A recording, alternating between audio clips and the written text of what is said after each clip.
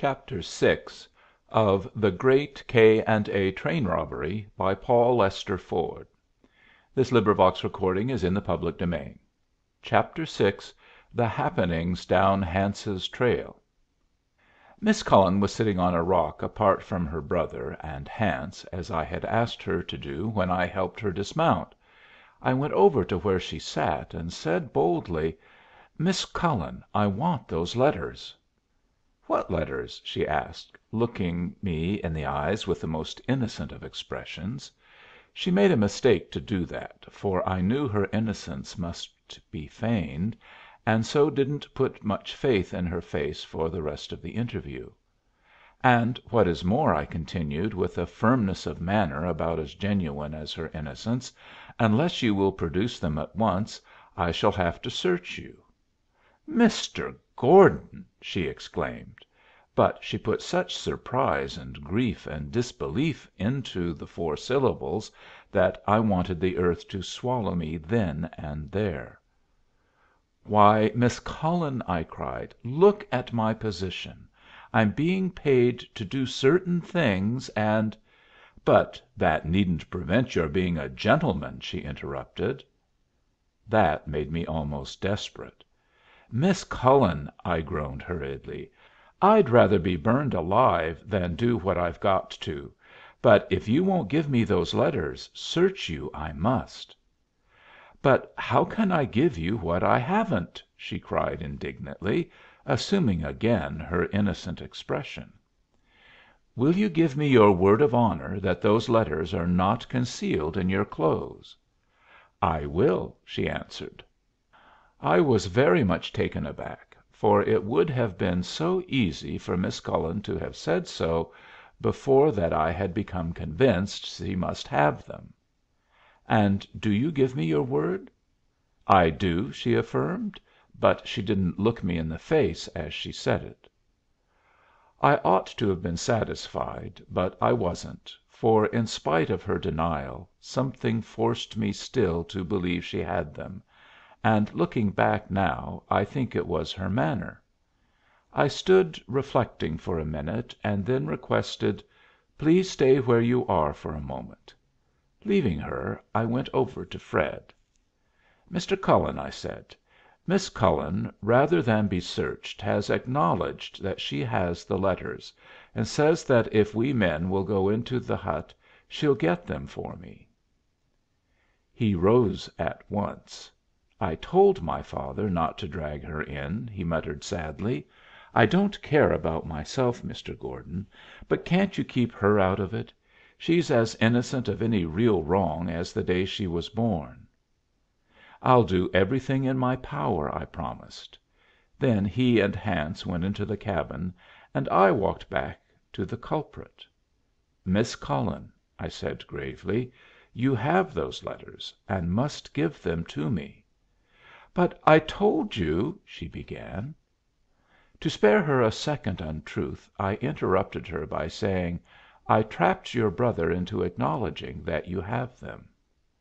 "You must have misunderstood him," she replied calmly, "or else he didn't know that the arrangement was changed." Her steadiness rather shook my conviction, but I said, "You must give me those letters, or I must search you."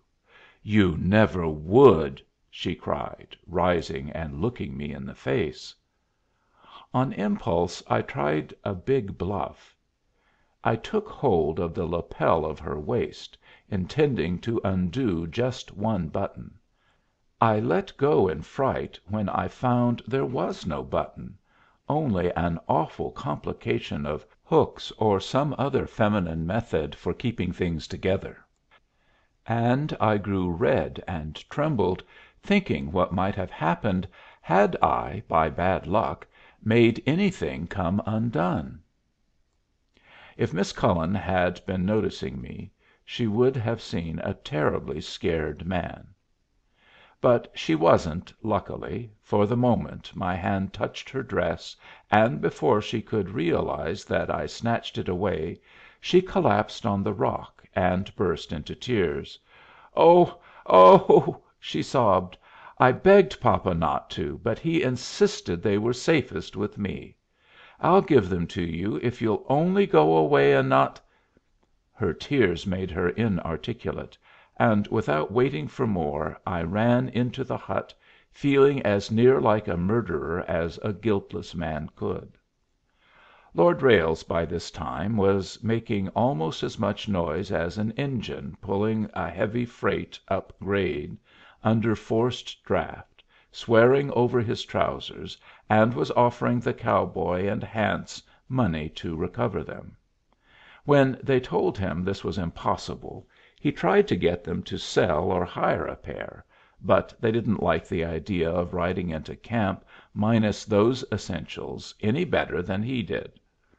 While I waited, they settled the difficulty by strapping a blanket around him, and by splitting it up the middle and using plenty of cord they rigged him out after a fashion. But I think if he could have seen himself and been given an option he would have preferred to wait till it was dark enough to creep into camp unnoticed. Before long Miss Cullen called, and when I went to her she handed me, without a word, 3 letters. As she did so she crimsoned violently, and looked down in her mortification. I was so sorry for her that, though a moment before I had been judging her harshly, I now couldn't help saying, "Our positions have been so difficult, Miss Cullen, that I don't think we either of us are quite responsible for our actions." She said nothing, and after a pause I continued, "I hope you'll think as leniently of my conduct as you can, for I can't tell you how grieved I am to have pained you."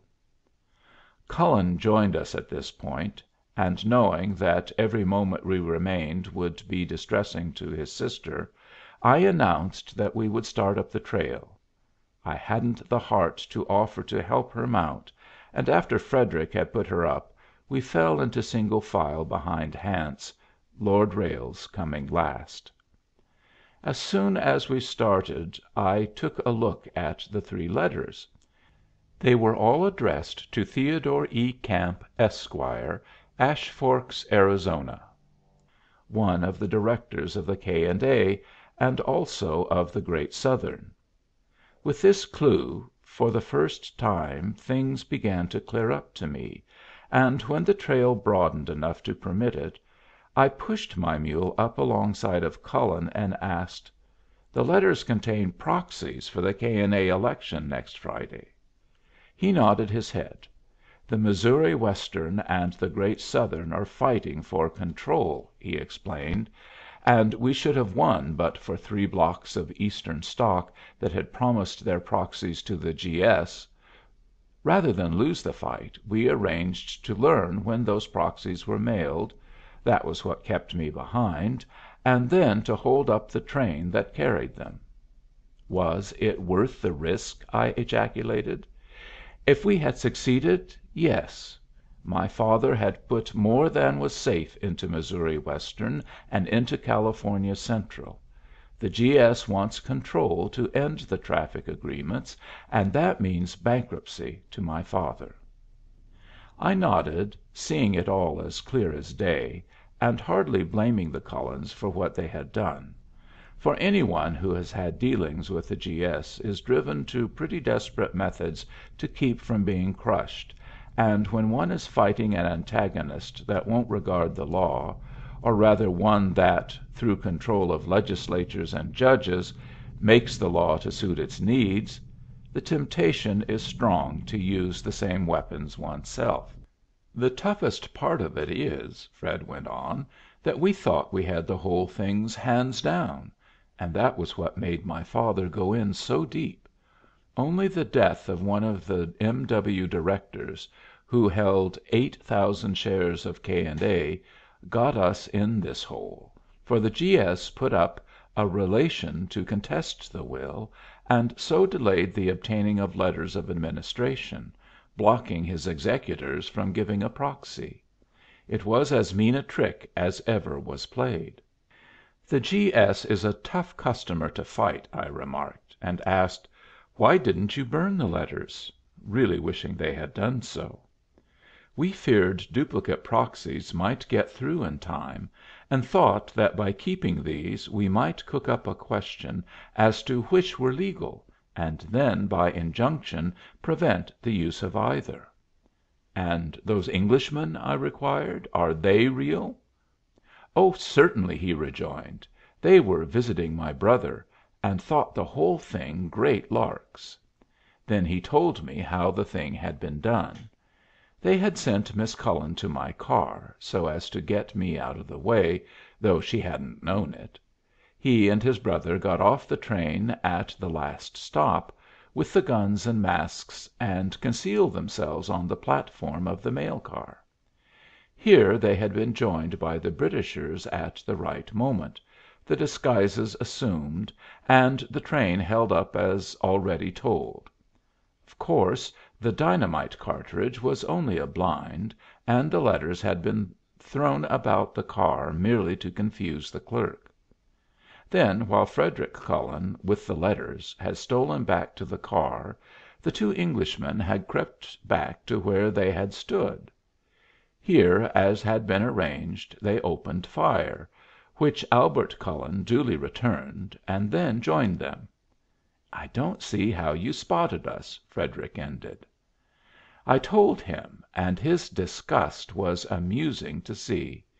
"Going to Oxford may be all right for the classics," he growled, "but it's destructive to gumption."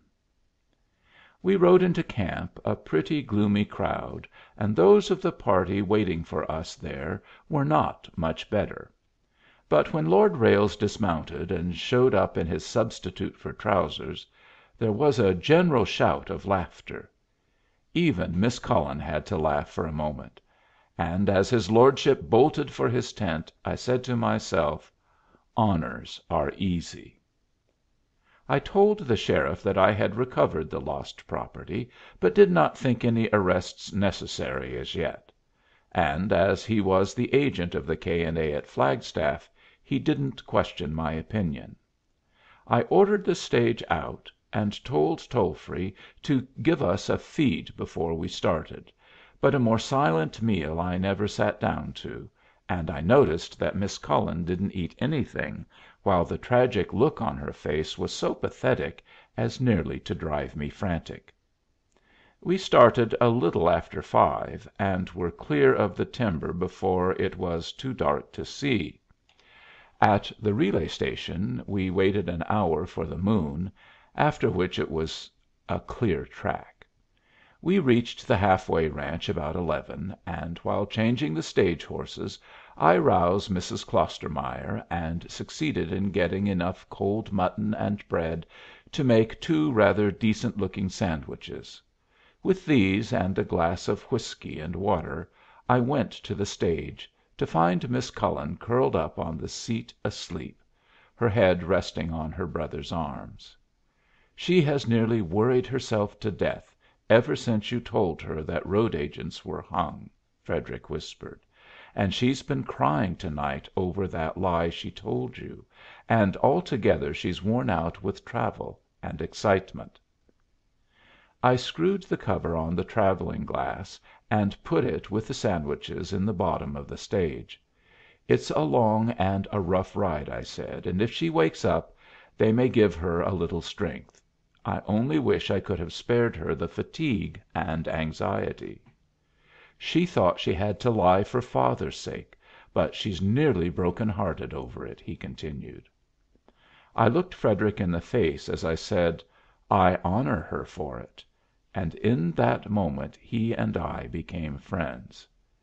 "Just see how pretty she is," he whispered, with evident affection and pride, turning back the flap of the rug in which she was wrapped.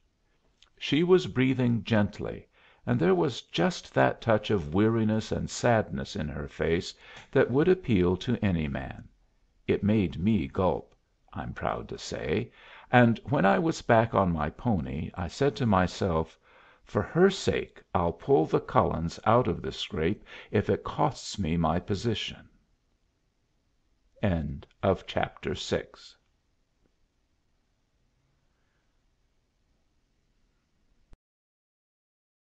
of the great K. & A. train robbery by Paul Lester Ford.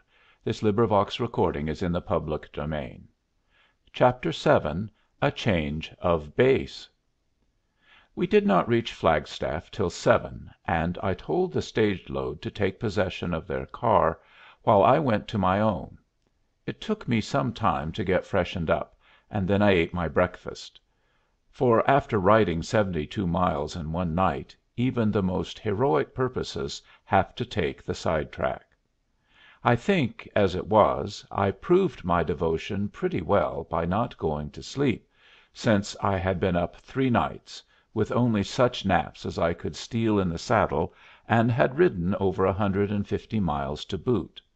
But I couldn't bear to think of Miss Cullen's anxiety, and the moment I had made myself decent and finished eating, I went into 218. The party were all in the dining room, but it was a very different looking crowd from the one with which that first breakfast had been eaten, and they all looked at me as I entered as if I were the executioner come for victims. "Mr. Cullen," I began, "I've been forced to do a lot of things that weren't pleasant, but I don't want to do more than I need. You're not the ordinary kind of road agents, and, as I presume your address is known, I don't see any need of arresting one of our own directors as yet. All I ask is that you give me your word, for the party, that none of you will try to leave the country." "Certainly, Mr. Gordon," he responded, "and I thank you for your great consideration." "I shall have to report the case to our President, and, I suppose, to the Postmaster General, but I shan't hurry about either. What they will do, I can't say. Probably you know how far you can keep them quiet. I think the local authorities are all I have to fear, provided time is given me. I have dismissed the sheriff and his posse, and I gave them $100 for their work, and 3 bottles of pretty good whiskey I had in my car. Unless they get orders from elsewhere, you will not hear any further from them." "You must let me reimburse what expense we have put you to, Mr. Gordon. I only wish I could as easily repay your kindness." Nodding my head in assent, as well as in recognition of his thanks, I continued, "It was my duty, as an official of the K. & A., to recover the stolen mail, and I had to do it." "We understand that," said Mr. Cullen, "and do not for a moment blame you." "But," I went on, for the first time looking at Madge, "it is not my duty to take part in a contest for control of the K. & A., and I shall therefore act in this case as I should in any other loss of mail." "And that is?" asked Frederic. "I am about to telegraph for instructions from Washington," I replied. "As the G. S. by trickery has dishonestly tied up some of your proxies, they ought not to object if we do the same by honest means; and I think I can manage so that Uncle Sam will prevent those proxies from being voted at Ash Forks on Friday." If a galvanic battery had been applied to the group about the breakfast table it wouldn't have made a bigger change. Madge clapped her hands in joy. Mr. Cullen said, "God bless you!" with real feeling. Frederic jumped up and slapped me on the shoulder, crying, "Gordon, you're the biggest old trump breathing!" while Albert and the captain shook hands with each other in evident jubilation. Only Lord Ralles remained passive. "Have you breakfast?" asked Mr. Cullen, when the first joy was over. "Yes," I said. "I only stopped in on my way to the station to telegraph the Postmaster General." "May I come with you and see what you say?" cried Fred, jumping up. I nodded, and Miss Cullen said questioningly, "Me too?" making me very happy by the question, for it showed that she would speak to me.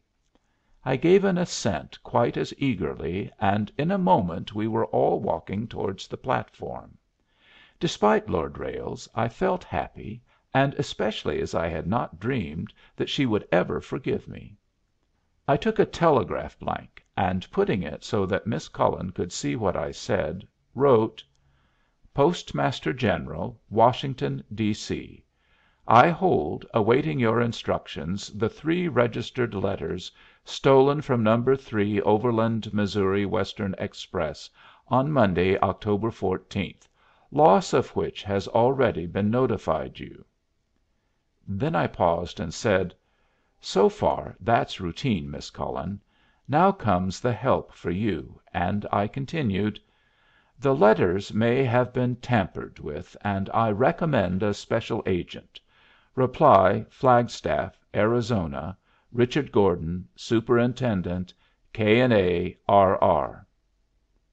"What will that do?" she asked. "I'm not much at prophecy, and will wait for the reply," I said. All that day we lay at Flagstaff, and after a good sleep, as there was no use keeping the party cooped up in their car, I drummed up some ponies and took the Cullens and Ackland over to the Indian cliff dwellings. I didn't think Lord Ralles gained anything by staying behind in a sulk, for it was a very jolly ride, or at least that was what it was to me. I had, of course, to tell them all how I had settled on them as the criminals, and a general history of my doings. To hear Miss Cullen talk, one would have inferred I was the greatest of living detectives. The mistake we made, she asserted, was not securing Mr. Gordon's help to begin with, for then we should never have needed to hold the train up, or if we had, we should never have been discovered. What was more to me than this ill‐deserved admiration were 2 things she said on the way back, when we 2 had paired off and were a bit behind the rest. "The sandwiches and the whiskey were very good," she told me, "and I'm so grateful for the trouble you took." "It was a pleasure," I said. "And, Mr. Gordon," she continued, and then hesitated for a moment, "my Frederic told me that you said you honored me for " "I do," I exclaimed energetically, as she paused and colored. "Do you really?" she cried. "I thought Fred was only trying to make me less unhappy by saying that you did." "I said it, and I meant it," I told her. "I have been so miserable over that lie," she went on. "But I thought if I let you have the letters it would ruin papa. I really wouldn't mind poverty myself, Mr. Gordon, but he takes such pride in success that I couldn't be the one to do it. And then, after you told me that train robbers were hung, I had to lie to save them.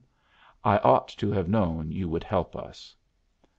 I thought this a pretty good time to make a real apology for my conduct on the trail, as well as to tell her how sorry I was at not having been able to repack her bag better.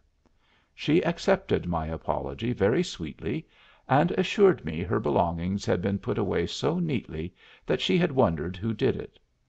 I knew she only said this out of kindness, and told her so, telling also of my struggles over that pink beribboned and belaced affair, in a way which made her laugh. I had thought it was a ball gown, and wondered at her taking it to the cañon, but she explained that it was what she called a throw, which, I told her, accounted for the throes I had gone through over it.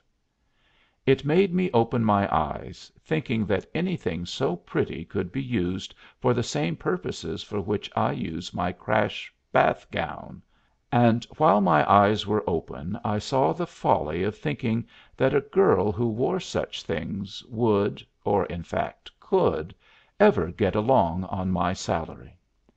In that way the incident was a good lesson for me, for it made me feel that even if there had been no Lord Ralles I still should have had no chance. On our return to the cars there was a telegram from the Postmaster General awaiting me. After a glance at it, as the rest of the party looked anxiously on, I passed it over to Miss Cullen, for I wanted her to have the triumph of reading it aloud to them. It read, "Hold letters pending arrival of Special Agent Jackson, due in Flagstaff October 20th." "The election is the 18th," Frederick laughed, executing a war dance on the platform. "The G. S. dough is cooked."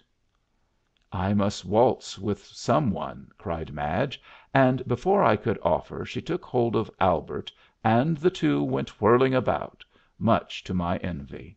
The Cullens were about the most jubilant road agents I had ever seen. After consultation with Mr. Cullen, we had 218 and 97 attached to the number 1 when it arrived, and started for Ash Forks.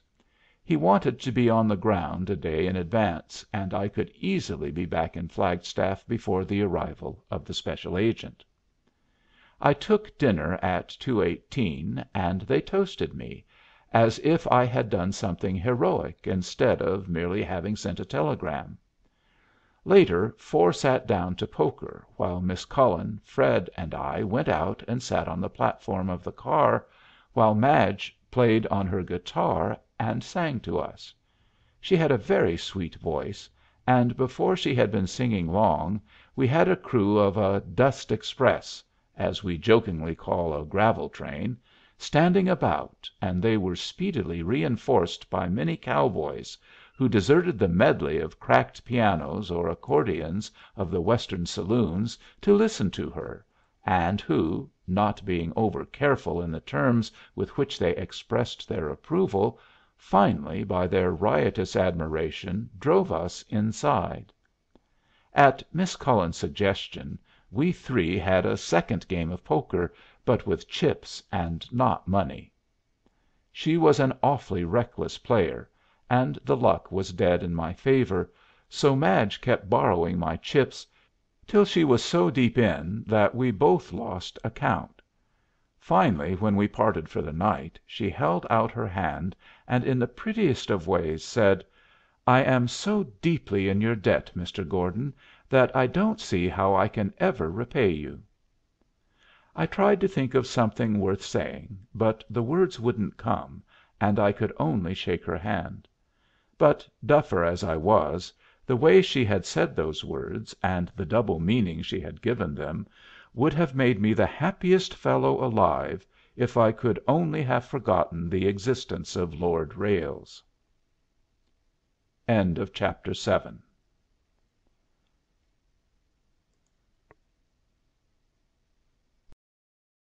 8 of The Great K&A Train Robbery by Paul Lester Ford. Chapter 8 How Did the Secret Leak Out? I made up for my 3 nights' lack of sleep by not waking the next morning till after 10.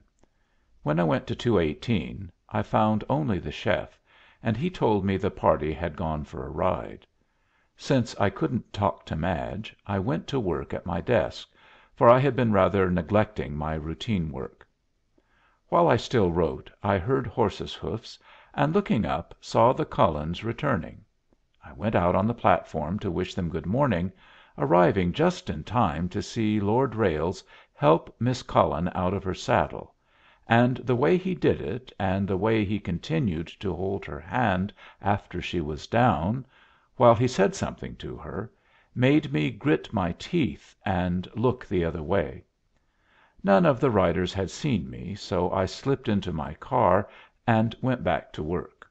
Fred came in presently to see if I was up yet, and to ask me to lunch, but I felt so miserable and downhearted that I made an excuse of my late breakfast for not joining them.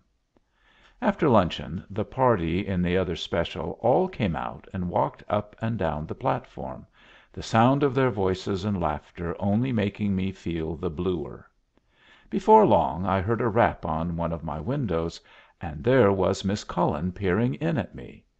The moment I looked up she called, "Won't you make one of us, Mr. Misanthrope?" I called myself all sorts of a fool, but out I went as eagerly as if there had been some hope. Miss Cullen began to tease me over my sudden access of energy, declaring that she was sure it was a pose for their benefit, or else due to a guilty conscience over having slept so late. I hoped you would ride with us, though perhaps it wouldn't have paid you. Apparently there is nothing to see in Ash Forks." "There is something that may interest you all," I suggested, pointing to a special that had been dropped off number 2 that morning. "What is it?" asked Madge. "It's a G.S. special," I said, "and Mr. Camp and Mr. Baldwin and 2 G.S. officials came in on it." "What do you think he'd give for those letters?" laughed Fred. "If they were worth so much to you, I suppose they can't be worth any less to the G.S.," I replied. "Fortunately there is no way that he can learn where they are," said Mr. Cullen. "Don't let's stand still," cried Miss Cullen. "Mr. Gordon, I'll run you a race to the end of the platform." She said this only after getting a big lead, and she got there about 8 inches ahead of me, which pleased her mightily. "It takes men so long to get started," was the way she explained her victory. Then she walked me beyond the end of the boarding to explain the workings of a switch to her. That it was only a pretext she proved to me the moment I had relocked the bar by saying, "Mr. Gordon, may I ask you a question?" "Certainly," I assented. "It is one I should ask papa or Fred, but I am afraid they might not tell me the truth. You will, won't you?" she begged, very earnestly. "I will," I promised. "Supposing," she continued, "that it became known that you have those letters, would it do our side any harm?" I thought for a moment, and then shook my head. "No new proxies could arrive here in time for the election," I said, "and the ones I have will not be voted." She still looked doubtful, and asked, "Then why did papa say just now 'fortunately'?" "He merely meant that it was safer they shouldn't know." "Then it is better to keep it a secret?" she asked anxiously. "I suppose so," I said, and then added, "Why should you be afraid of asking your father?" "Because he might well, if he knew, I'm sure he would sacrifice himself, and I couldn't run the risk." "I am afraid I don't understand," I questioned. "I would rather not explain," she said, and of course that ended the subject. Our exercise taken, we went back to the Cullens' car, and Madge left us to write some letters. A moment later Lord Ralles remembered he had not written home recently, and he too went forward to the dining room. That made me call myself something for not having offered Miss Cullen the use of my desk in '97.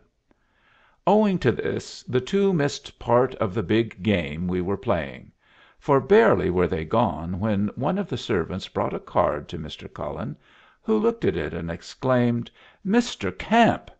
Then, after a speaking pause, in which we all exchanged glances, he said, "Bring him in."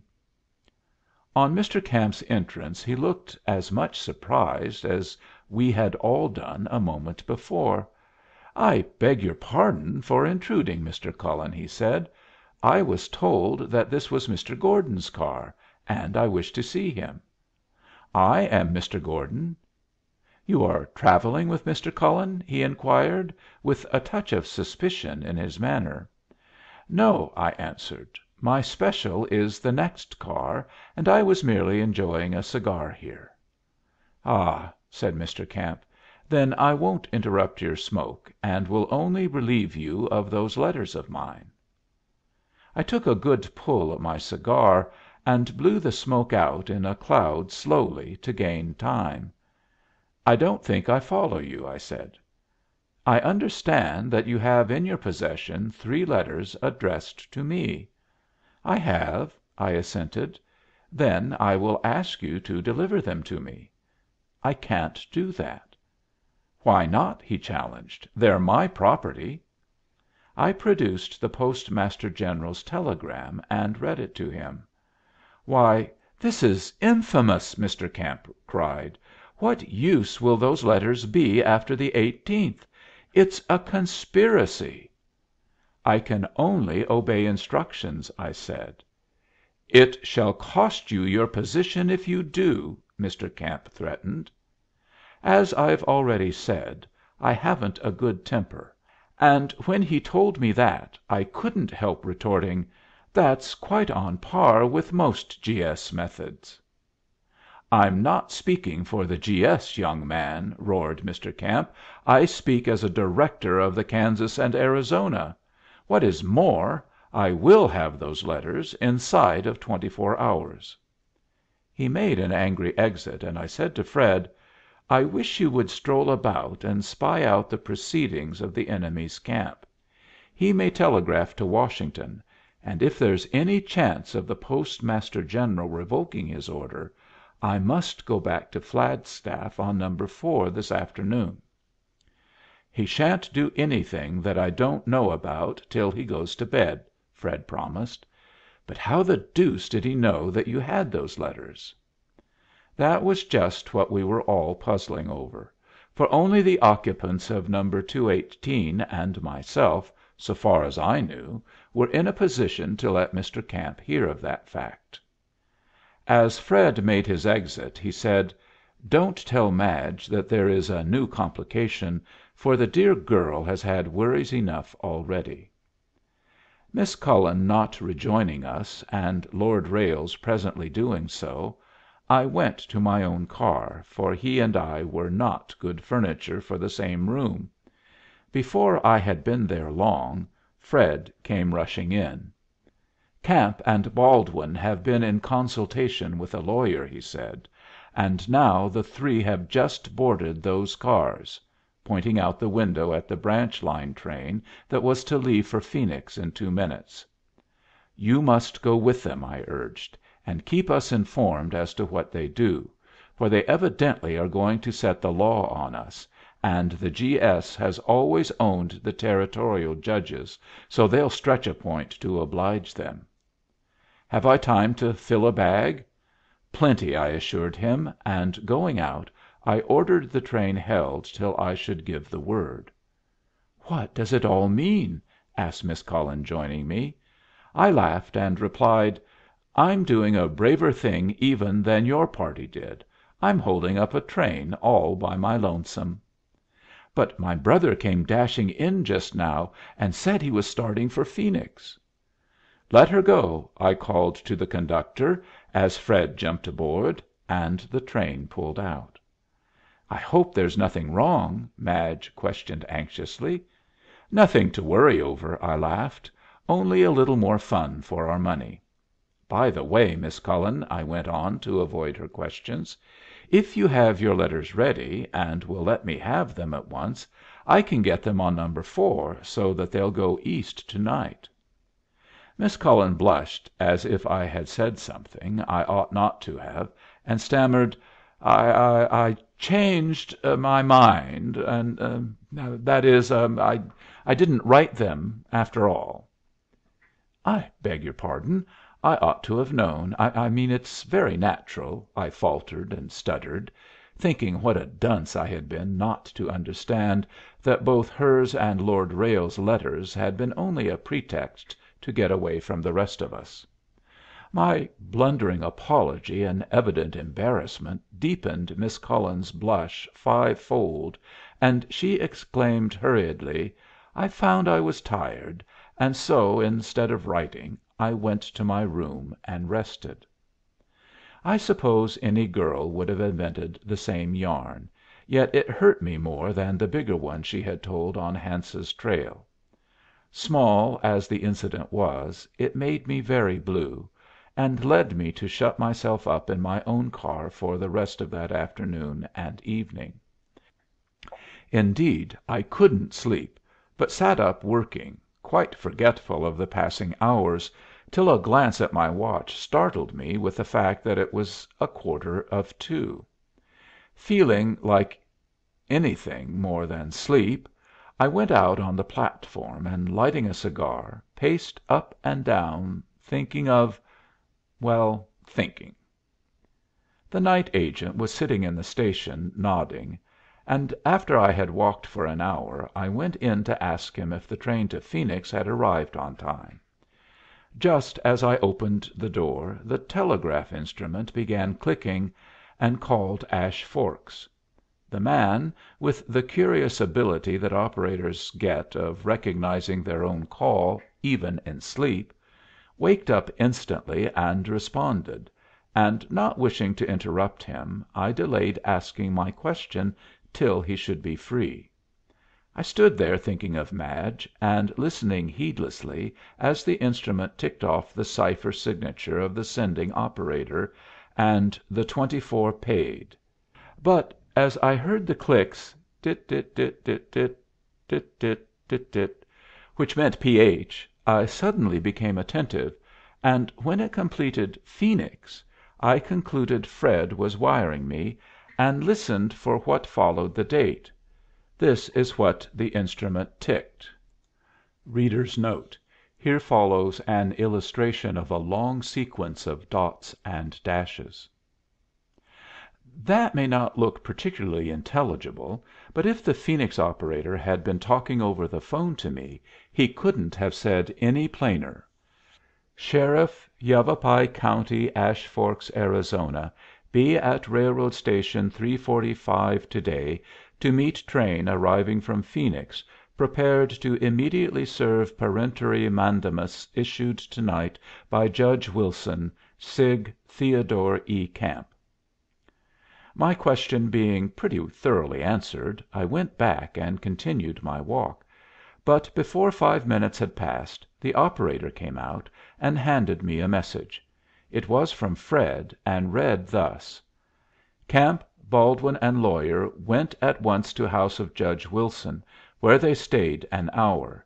They then returned with Judge to station, and after dispatching a telegram have taken seats in train for Ash Forks, leaving here at 3:25. I shall return with them. A bigger idiot than I could have understood the move.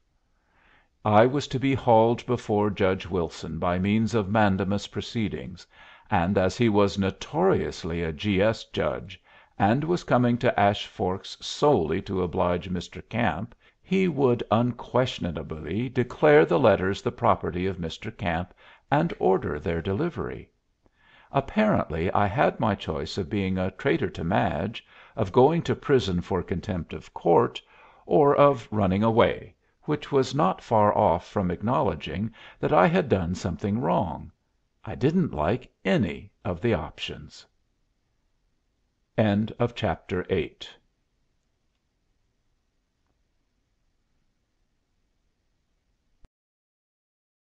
of The Great K&A Train Robbery by Paul Lester Ford. Chapter 9 A Talk Before Breakfast. Looking at my watch, I found it was a little after 3, which meant 6 in Washington. Allowing for transmission, a telegram would reach there in time to be on hand with the opening of the departments. I therefore wired at once to the following effect: Postmaster General, Washington, D.C. A peremptory mandamus has been issued by Territorial Judge to compel me to deliver to addressee the 3 registered letters which by your directions issued October 16th I was to hold pending arrival of Special Agent Jackson. Service of writ will be made at 3:45 today unless prevented. Telegraph me instructions how to act. That done, I had a good tub, took a brisk walk down the track, and felt so freshened up as to be none the worse for my sleepless night. I returned to the station a little after 6, and to my surprise found Miss Cullen walking up and down the platform. "You are up early," we both said together. "Yes," she sighed. "I couldn't sleep last night." "You're not unwell, I hope?" "No, except mentally." I looked a question, and she went on: "I have some worries, and then last night I saw you were all keeping some bad news from me, and so I couldn't sleep." "Then we did wrong to make a mystery of it, Miss Cullen," I said, "for it really isn't anything to trouble about. Mr. Camp is simply taking legal steps to try to force me to deliver those letters to him." "And can he succeed?" "No." "How will you stop him?" "I don't know just yet what we shall do, but if worse comes to worse, I will allow myself to be committed for contempt of court." "What would they do with you?" "Give me free board for a time." "Not send you to prison?" "Yes." "Oh," she cried, "that mustn't be! You must not make such a sacrifice for us." "I'd do more than that for you," I said, and I couldn't help putting a little emphasis on the last word, though I knew I had no right to do it. She understood me, and blushed rosily, even while she protested, "It is too much." "There's really no likelihood," I interrupted, "of my being able to assume a martyr's crown, Miss Cullen, so don't begin to pity me till I'm behind the bars." "But I can't bear to think " "Don't," I interrupted again, rejoicing all the time at her evident anxiety, and blessing my stars for the luck they had brought me. "Why, Miss Cullen," I went on, "I've become so interested in your success and the licking of those fellows that I really think I'd stand about anything rather than that they should win. Yesterday, when Mr. Camp threatened to " Then I stopped, as it suddenly occurred to me that it was best not to tell Madge that I might lose my position, for it would look like a kind of bid for her favor, and, besides, would only add to her worries. "Threatened what?" asked Miss Cullen. "Threatened to lose his temper," I answered. "You know that wasn't what you were going to say," Madge said reproachfully.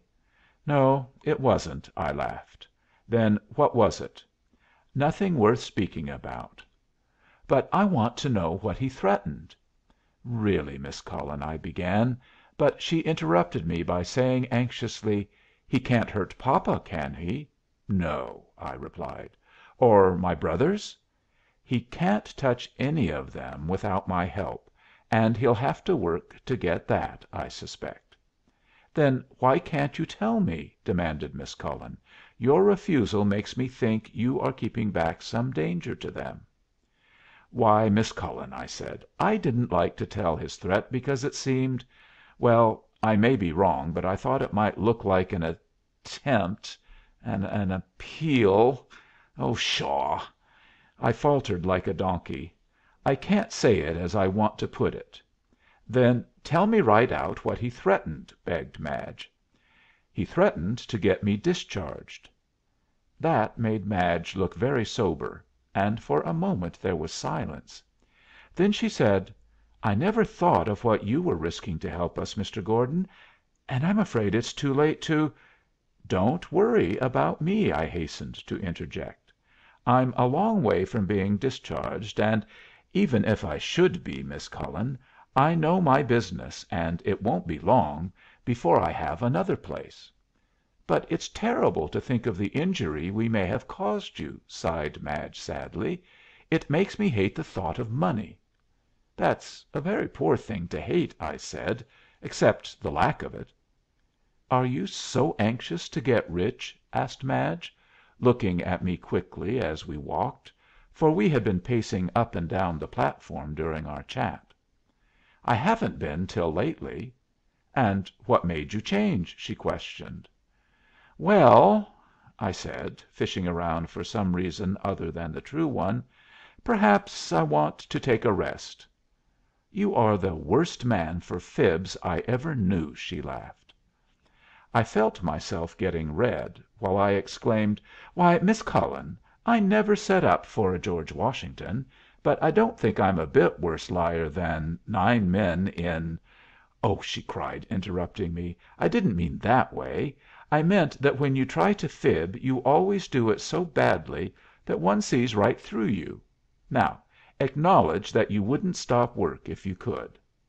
"Well, no, I wouldn't," I owned up. "The truth is, Miss Cullen, that I'd like to be rich because well, hang it, I don't care if I do say it because I'm in love." Madge laughed at my confusion, and asked, "With money?" "No," I said. "With just the nicest, sweetest, prettiest girl in the world." Madge took a look at me out of the corner of her eye, and remarked, "It must be breakfast time." Considering that it was about 6:30, I wanted to ask who was telling a taradiddle now, but I resisted the temptation, and replied, "No, and I promise not to bother you about my private affairs any more." Madge laughed again merrily, saying, "You are the most obvious man I ever met. Now, why did you say that?" "I thought you were making breakfast an excuse," I said, "because you didn't like the subject." "Yes, I was," said Madge, frankly. "Tell me about the girl you are engaged to." I was so taken aback that I stopped in my walk and merely looked at her. "For instance," she asked coolly, when she saw that I was speechless, "what does she look like?" "Like," I stammered, still embarrassed by this bold carrying of the war into my own camp. "Like an angel." "Oh," said Madge, eagerly, "I've always wanted to know what angels were like. Describe her to me." "Well," I said, getting my second wind, so to speak, "she has the bluest eyes I've ever seen. Why, Miss Cullen, you said you'd never seen anything so blue as the sky yesterday; but even the atmosphere of rainless Arizona has to take a back seat when her eyes are around. And they are just like the atmosphere out here. You can look into them for 100 miles, but you can't get to the bottom." "The Arizona sky is wonderful," said Madge. "How do the scientists account for it?" I wasn't going to have my description of Miss Cullen sidetracked, for, since she had given me the chance, I wanted her to know just what I thought of her. Therefore I didn't follow lead on the Arizona skies, but went on. "And I really think her hair is just as beautiful as her eyes. It's light brown, very curly, and—" "Her complexion!" exclaimed Madge. "Is she a mulatto? And if so, how can a complexion be curly?" "Her complexion," I said, not a bit rattled, "is another great beauty of hers. She has one of those skins—" "Furs are out of fashion at present," she interjected, laughing wickedly. "Now look here, Miss Cullen," I cried, indignantly, "I'm not going to let even you make fun of her." "I can't help it," she laughed, "when you look so serious and intense." "It's something I feel intense about, Miss Cullen," I said, not a little pained, I confess, at the way she was joking. I don't mind a bit being laughed at, but Miss Cullen knew about as well as I whom I was talking about, and it seemed to me she was laughing at my love for her. Under this impression I went on. "I suppose it is funny to you. Probably so many men have been in love with you that a man's love for a woman has come to mean very little in your eyes. But out here we don't make a joke of love, and when we care for a woman we care. Well, it's not to be put in words, Miss Cullen." "I really didn't mean to hurt your feelings, Mr. Gordon," said Madge, gently, and quite serious now. "I ought not to have tried to tease you." "There," I said, my irritation entirely gone. "I had no right to lose my temper, and I'm sorry I spoke so unkindly. The truth is, Miss Cullen, the girl I care for is in love with another man, and so I'm bitter and ill natured in these days." My companion stopped walking at the steps of 218 and asked, "Has she told you so?" "No," I answered, "but it's as plain as she's pretty." Madge ran up the steps and opened the door of the car. As she turned to close it she looked down at me with the oddest of expressions and said, "How dreadfully ugly she must be!" Chapter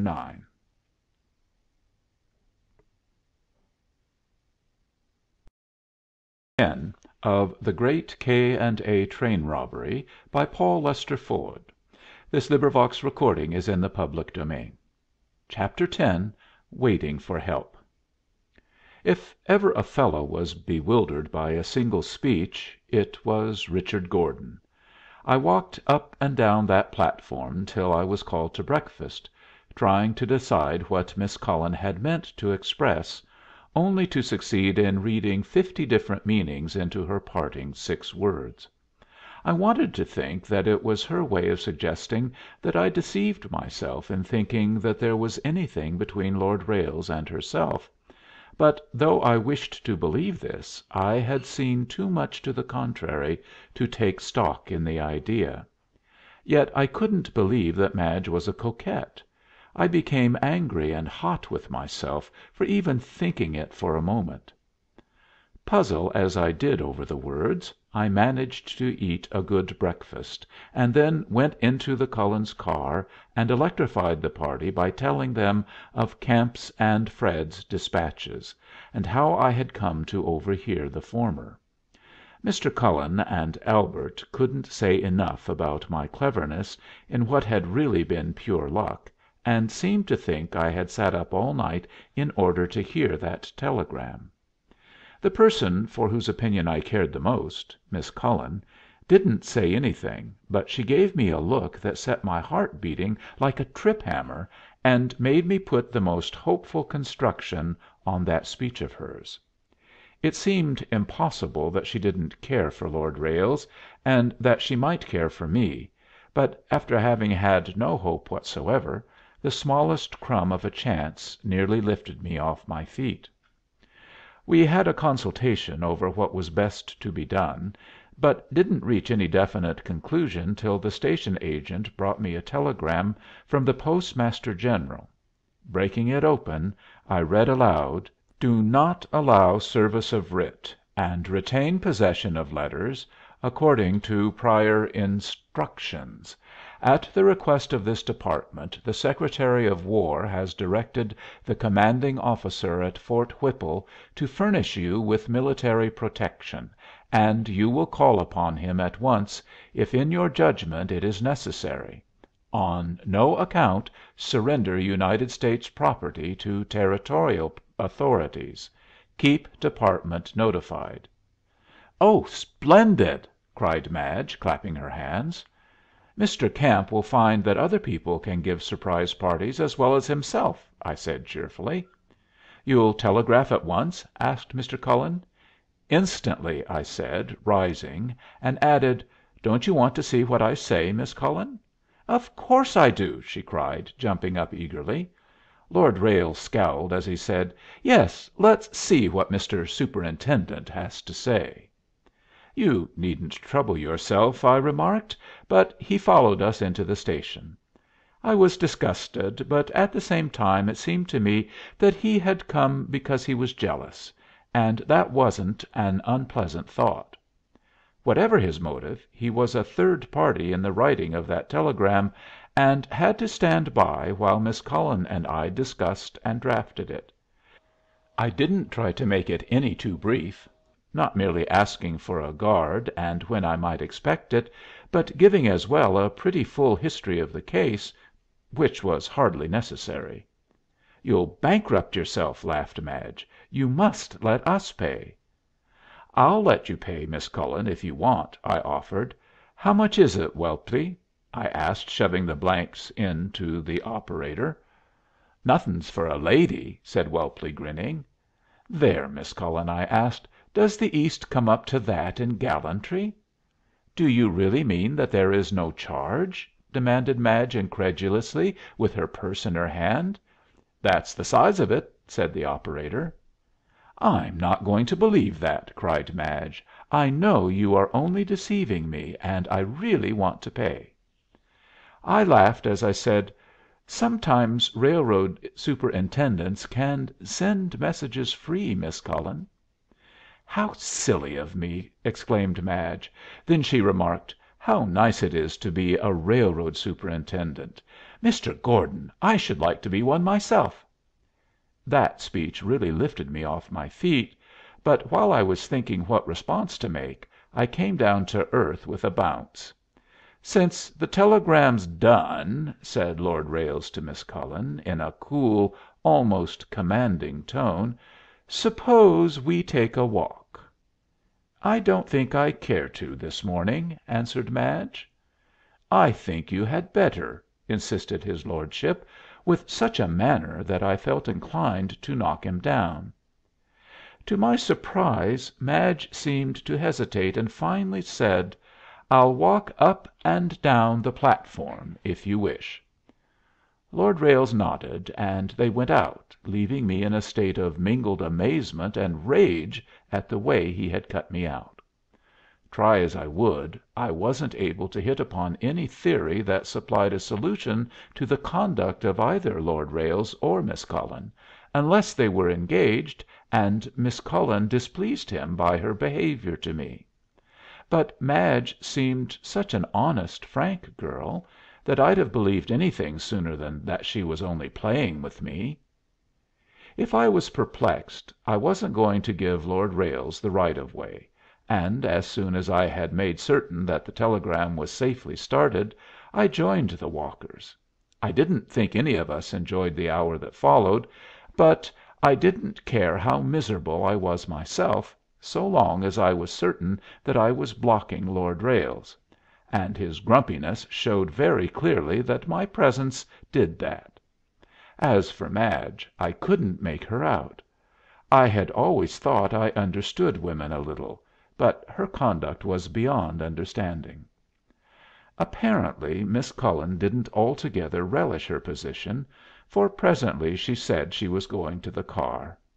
"I'm sure you and Lord Ralles will be company enough for each other," she predicted, giving me a flash of her eyes, which showed them full of suppressed merriment, even while her face was grave.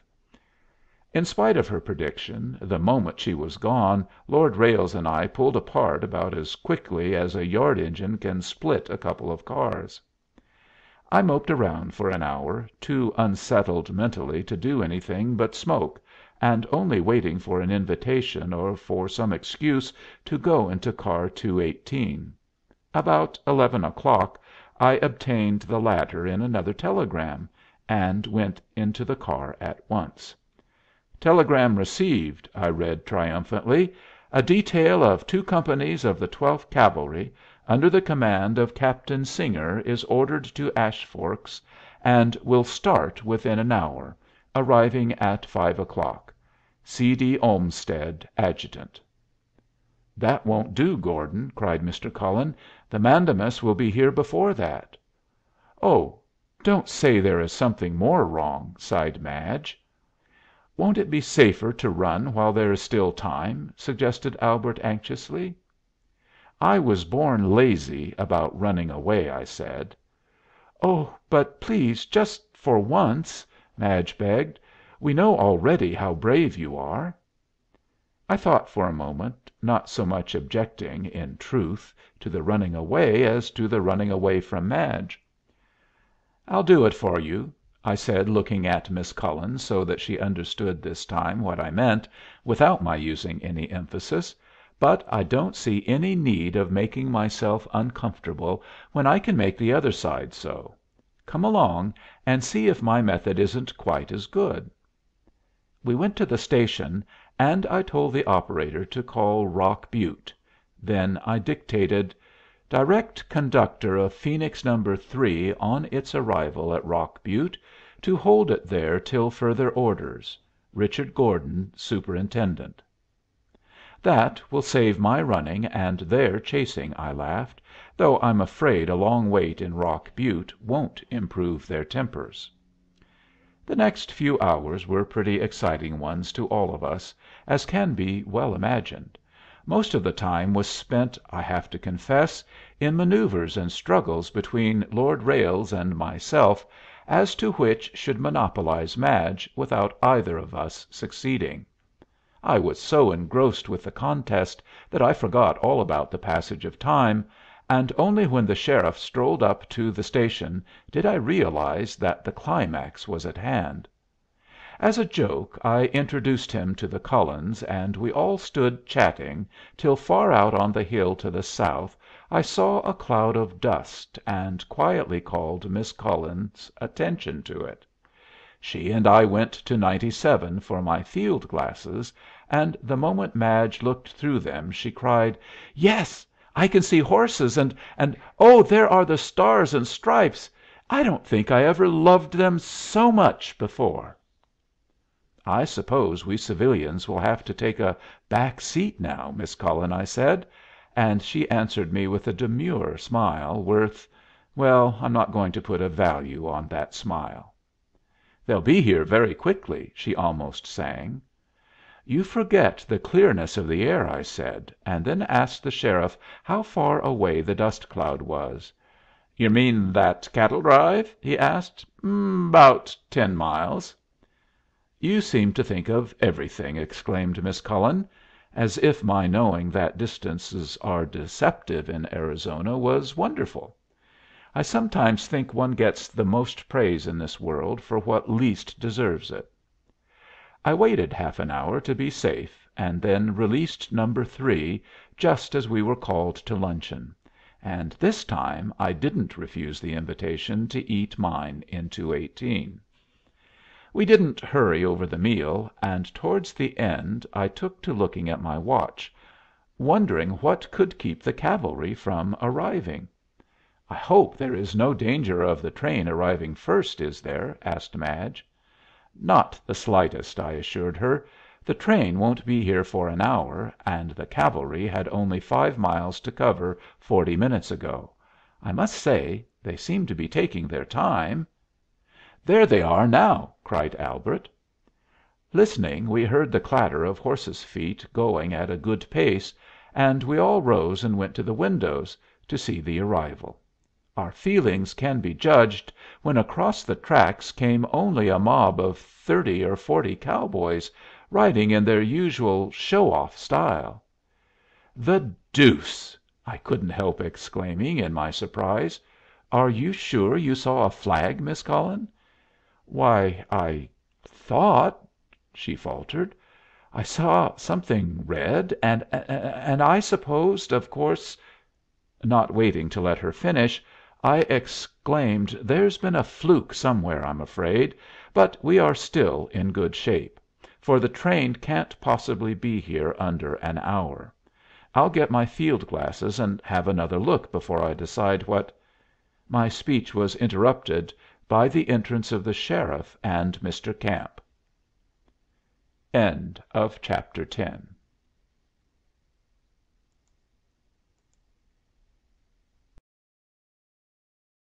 of the Great K&A Train Robbery by Paul Lester Ford. Chapter 11. The Letters Change Hands Again. What seemed at the moment an incomprehensible puzzle had, as we afterwards learned, a very simple explanation.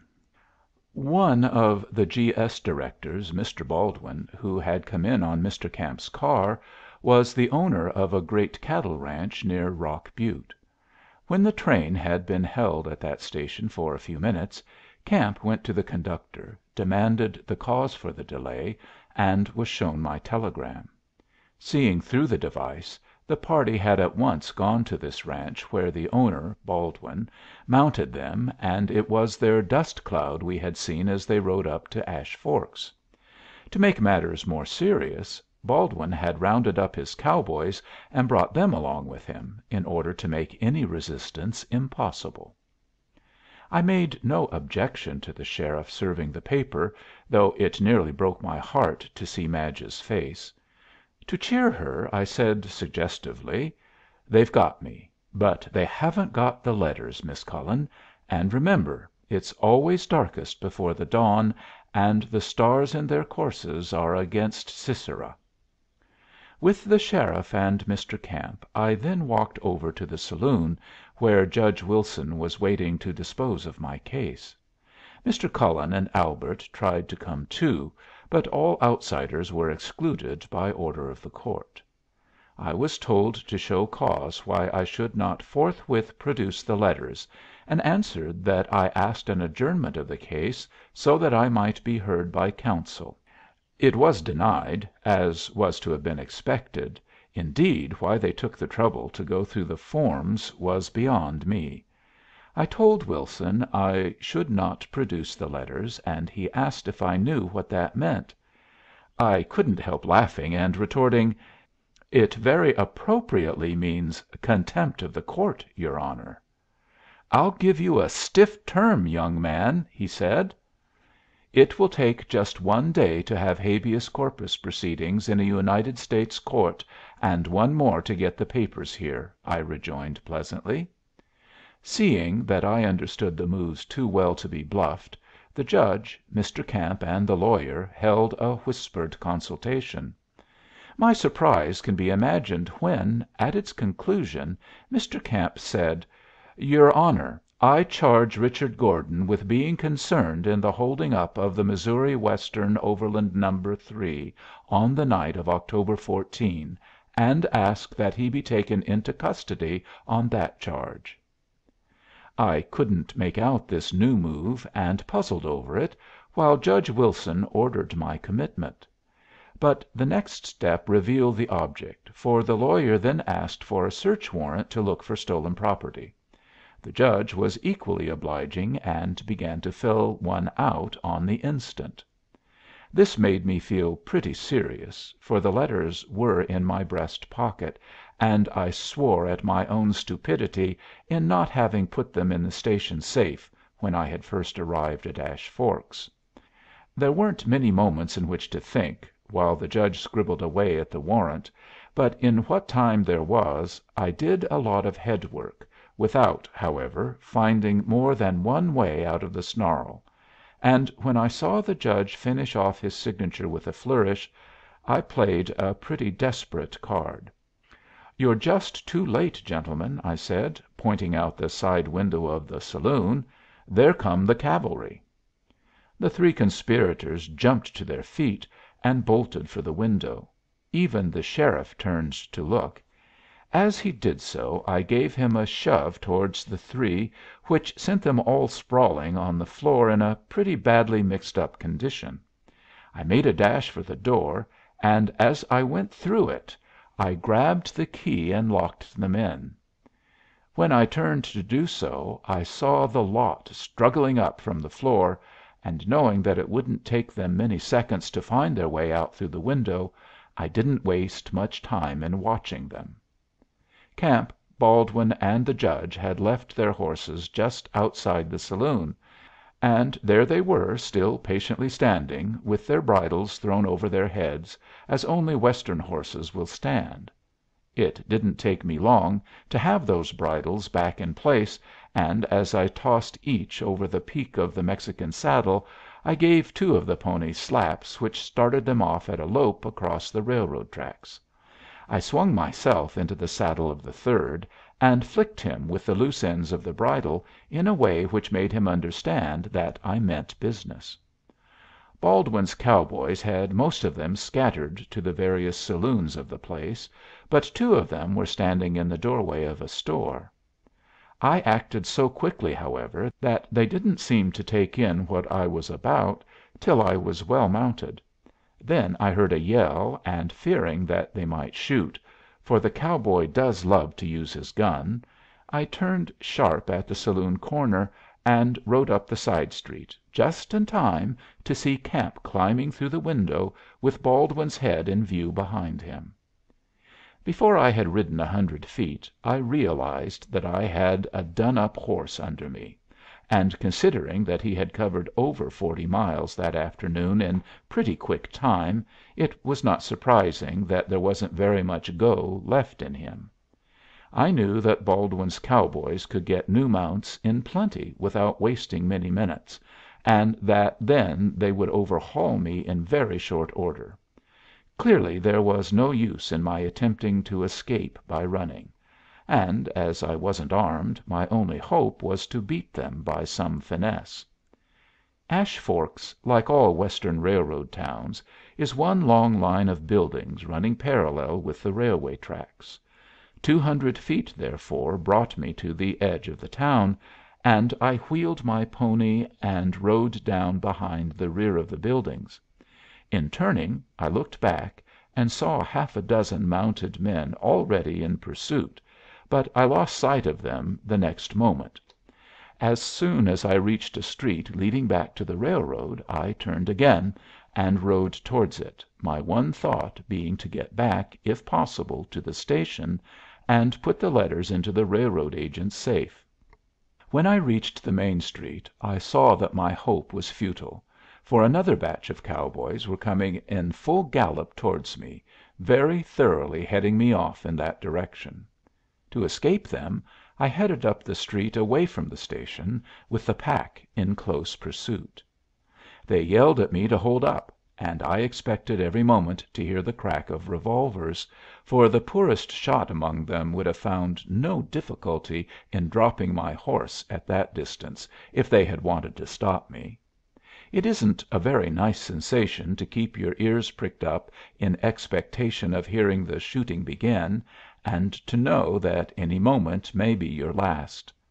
I don't suppose I was on the ragged edge more than 30 seconds, but they were enough to prove to me that to keep one's back turned to an enemy as one runs away takes a deal more pluck than to stand up and face his gun. Fortunately for me, my pursuers felt so sure of my capture that not one of them drew a bead on me. The moment I saw that there was no escape, I put my hand in my breast pocket and took out the letters, intending to tear them into 100 pieces. But as I did so I realized that to destroy United States mail not merely entailed criminal liability, but was off color morally. I faltered, balancing the outwitting of camp against State's prison, the doing my best for Madge against the wrong of it. I think I'm as honest a fellow as the average, but I have to confess that I couldn't decide to do right till I thought that Madge wouldn't want me to be dishonest, even for her. I turned across the railroad tracks and cut in behind some freight cars that were standing on a siding. This put me out of view of my pursuers for a moment, and in that instant I stood up in my stirrups, lifted the broad leather flap of the saddle, and tucked the letters underneath it, as far in as I could force them. It was a desperate place in which to hide them, but the game was a desperate one at best, and the very boldness of the idea might be its best chance of success. I was now heading for the station over the ties, and was surprised to see Fred Cullen with Lord Ralles on the tracks up by the special, for my mind had been so busy in the last hour that I had forgotten that Fred was due.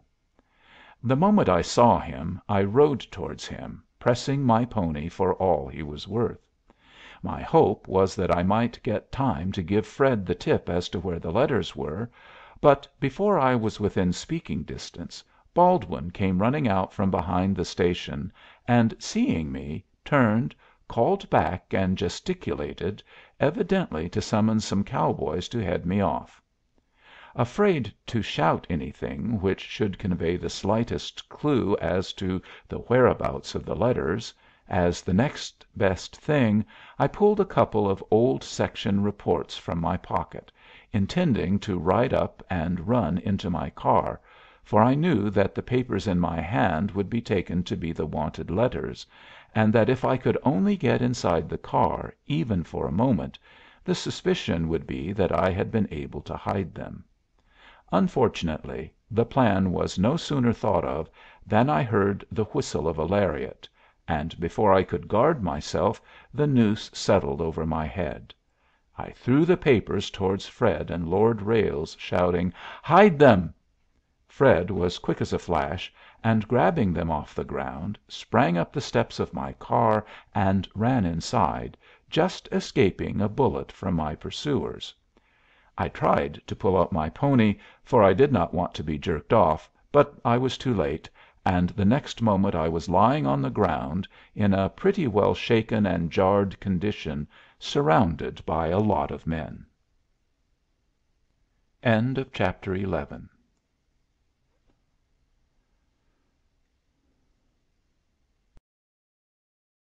of The Great K. & A. Train Robbery by Paul Lester Ford.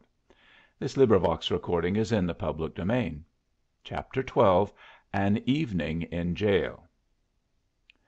Before my ideas had had time to straighten themselves out, I was lifted to my feet, and half pushed, half lifted to the station platform. Camp was already there, and as I took this fact in, I saw Frederick and his lordship pulled through the doorway of my car by the cowboys and dragged out on the platform beside me. The reports were now in Lord Railes's hands. "That's what we want, boys," cried Camp. "Those letters." "Take your hands off me," said Lord Ralles coolly, "and I'll give them to you." The men who had hold of his arms let go of him, and quick as a flash Ralles tore the papers in two. He tried to tear them once more, but before he could do so half a dozen men were holding him, and the papers were forced out of his hands. Albert Cullen, for all of them were on the platform of 218 by this time, shouted, "Well done, Ralles!" quite forgetting in the excitement of the moment his English accent and drawl. Apparently Camp didn't agree with him, for he ripped out a string of oaths, which he impartially divided among Ralles, the cowboys, and myself. I was decidedly sorry that I hadn't given the real letters, for his lordship clearly had no scruple about destroying them, and I knew few men whom I would have seen behind prison bars with as little personal regret.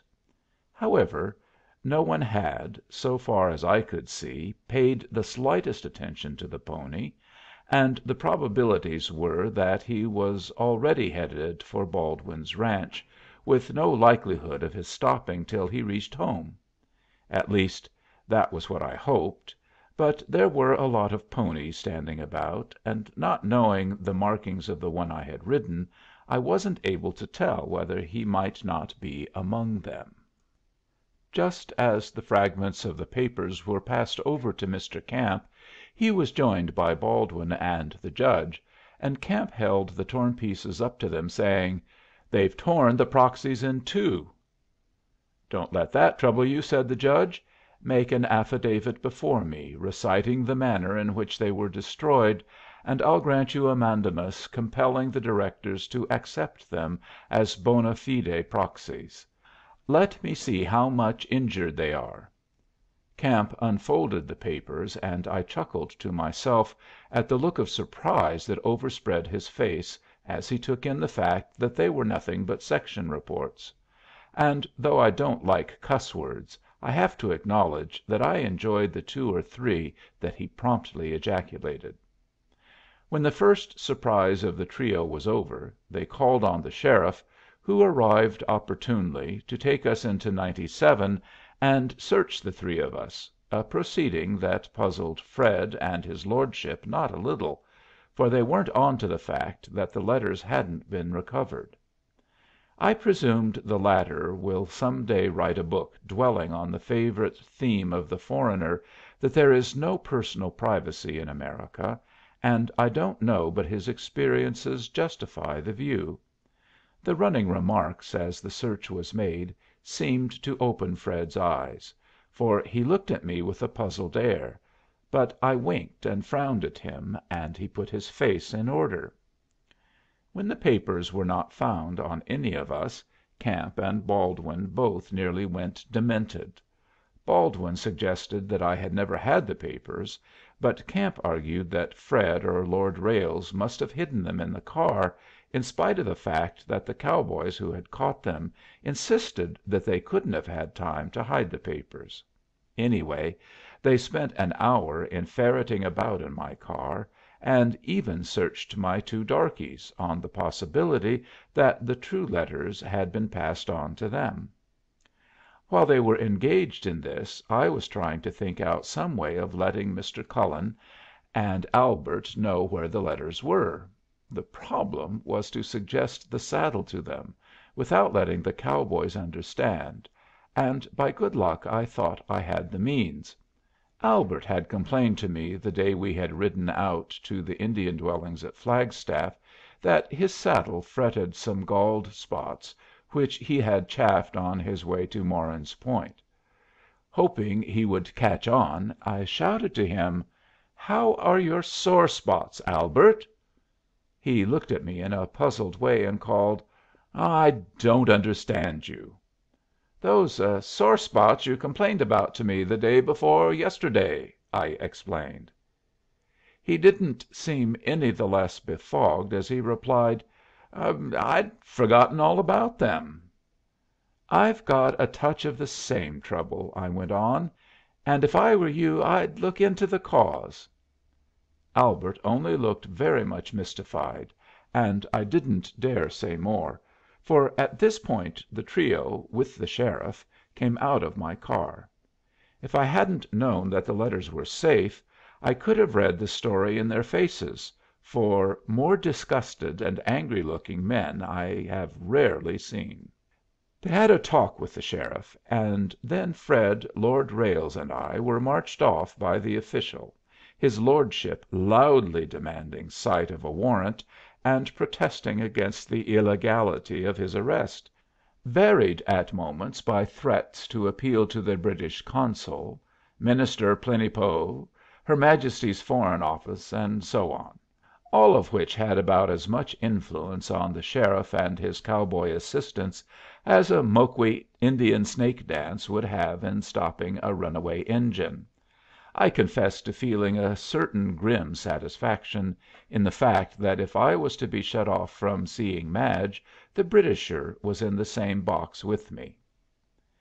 Ash Forks, though only 6 years old, had advanced far enough towards civilization to have a small jail, and into that we were shoved.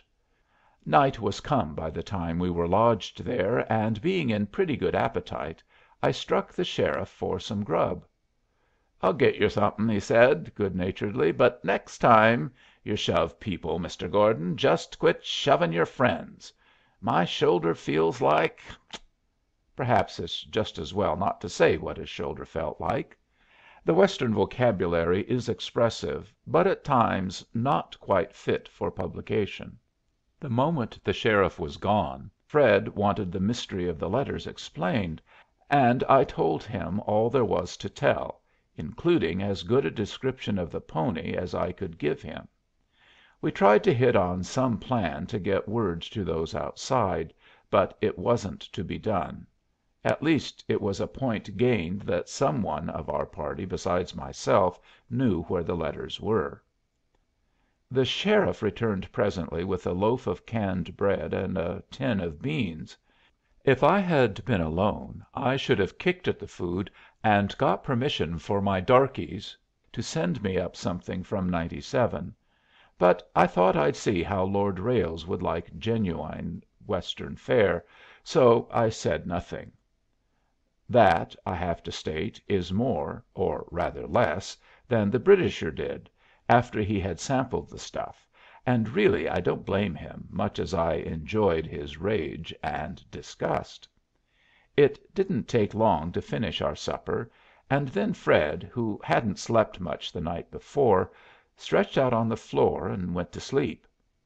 Lord Ralles and I sat on boxes, the only furniture the room contained, about as far apart as we could get, he in the sulks and I whistling cheerfully. I should have liked to be with Madge, but he wasn't, so there was some compensation, and I knew that time was playing the cards in our favor.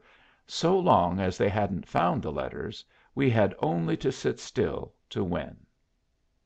About an hour after supper the sheriff came back and told me Camp and Baldwin wanted to see me. I saw no reason to object, so in they came, accompanied by the judge. Baldwin opened the ball by saying genially, "Well, Mr. Gordon, you've played a pretty cute gamble, and I suppose you think you stand to win the pot." "I'm not complaining," I said. "Still," snarled Camp angrily, as if my contented manner fretted him, "our time will come presently. and we can make it pretty uncomfortable for you. Illegal proceedings put a man in jail in the long run." "I hope you take your lesson to heart," I remarked cheerfully, which made Camp scowl worse than ever. "Now," said Baldwin, who kept cool, "we know you are not risking loss of position and the State's prison for nothing, and we want to know what there is in it for you." "I wouldn't stake my chance of State's prison against yours, gentlemen, and while I may lose my position, I'll be a long way from starvation." "That doesn't tell us what Cullen gives you to take the risk." "Mr. Cullen hasn't given, or even hinted that he'll give, anything." "And Mr. Gordon hasn't asked, and if I know him, wouldn't take a cent for what he has done," said Fred, rising from the floor. "You mean to say you are doing it for nothing?" exclaimed Camp, incredulously. "That's about the truth of it," I said, though I thought of Madge as I said it, and felt guilty in suggesting that she was nothing. "Then what is your motive?" cried Baldwin. If there had been any use, I should have replied, "The right," but I knew that they would only think I was posing if I said it. Instead, I replied, "Mr. Cullen's party has the stock majority in their favor, and should have won a fair fight if you had played fair. Since you didn't, I'm doing my best to put things to rights." Camp cried, "All the more fool!" but Baldwin interrupted him by saying, "That only shows what a mean cuss Cullen is. He ought to give you 10,000 if he gives you a cent." "Yes," cries Camp, "those letters are worth money, whether he's offered it or not." "Mr. Cullen never so much as hinted paying me," said I. "Well, Mr. Gordon," said Baldwin, suavely, "we'll show you that we can be more liberal. Though the letters rightfully belong to Mr. Camp, if you'll deliver them to us we'll see that you don't lose your place, and we'll give you $5,000." I glanced at Fred, whom I found looking at me anxiously, and asked him, "Can't you do better than that?" "We could with any one but you," said Fred. I should have liked to shake hands over this compliment, but I only nodded, and turning to Mr. Camp said, "You see how mean they are." "You'll find we are not built that way," said Baldwin. "5,000 isn't a bad day's work, eh?" "No," I said, laughing, "but you just told me I ought to get 10,000 if I got a cent." "It's worth 10 to Mr. Cullen, but—" I interrupted by saying, "If it's worth 10 to him, it's worth 100 to me." That was too much for Camp. First he said something best omitted, and then went on, "I told you it was a waste of time trying to win him over." The three stood apart for a moment, whispering, and then Judge Wilson called the sheriff over, and they all went out together. The moment we were alone, Frederic held out his hand and said, "Gordon, it's no use saying anything, but if we can ever do—" I merely shook hands, but I wanted the worst way to say, "Tell Madge what I've done, and the thing's square." Chapter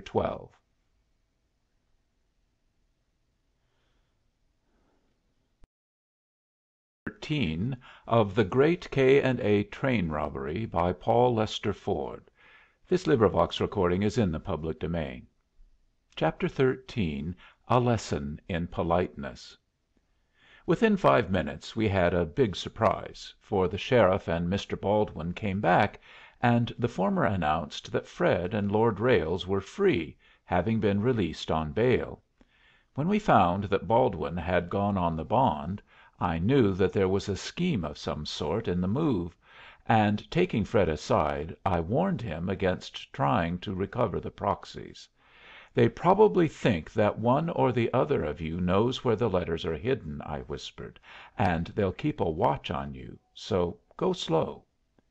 He nodded, and followed the sheriff and Lord Ralles out.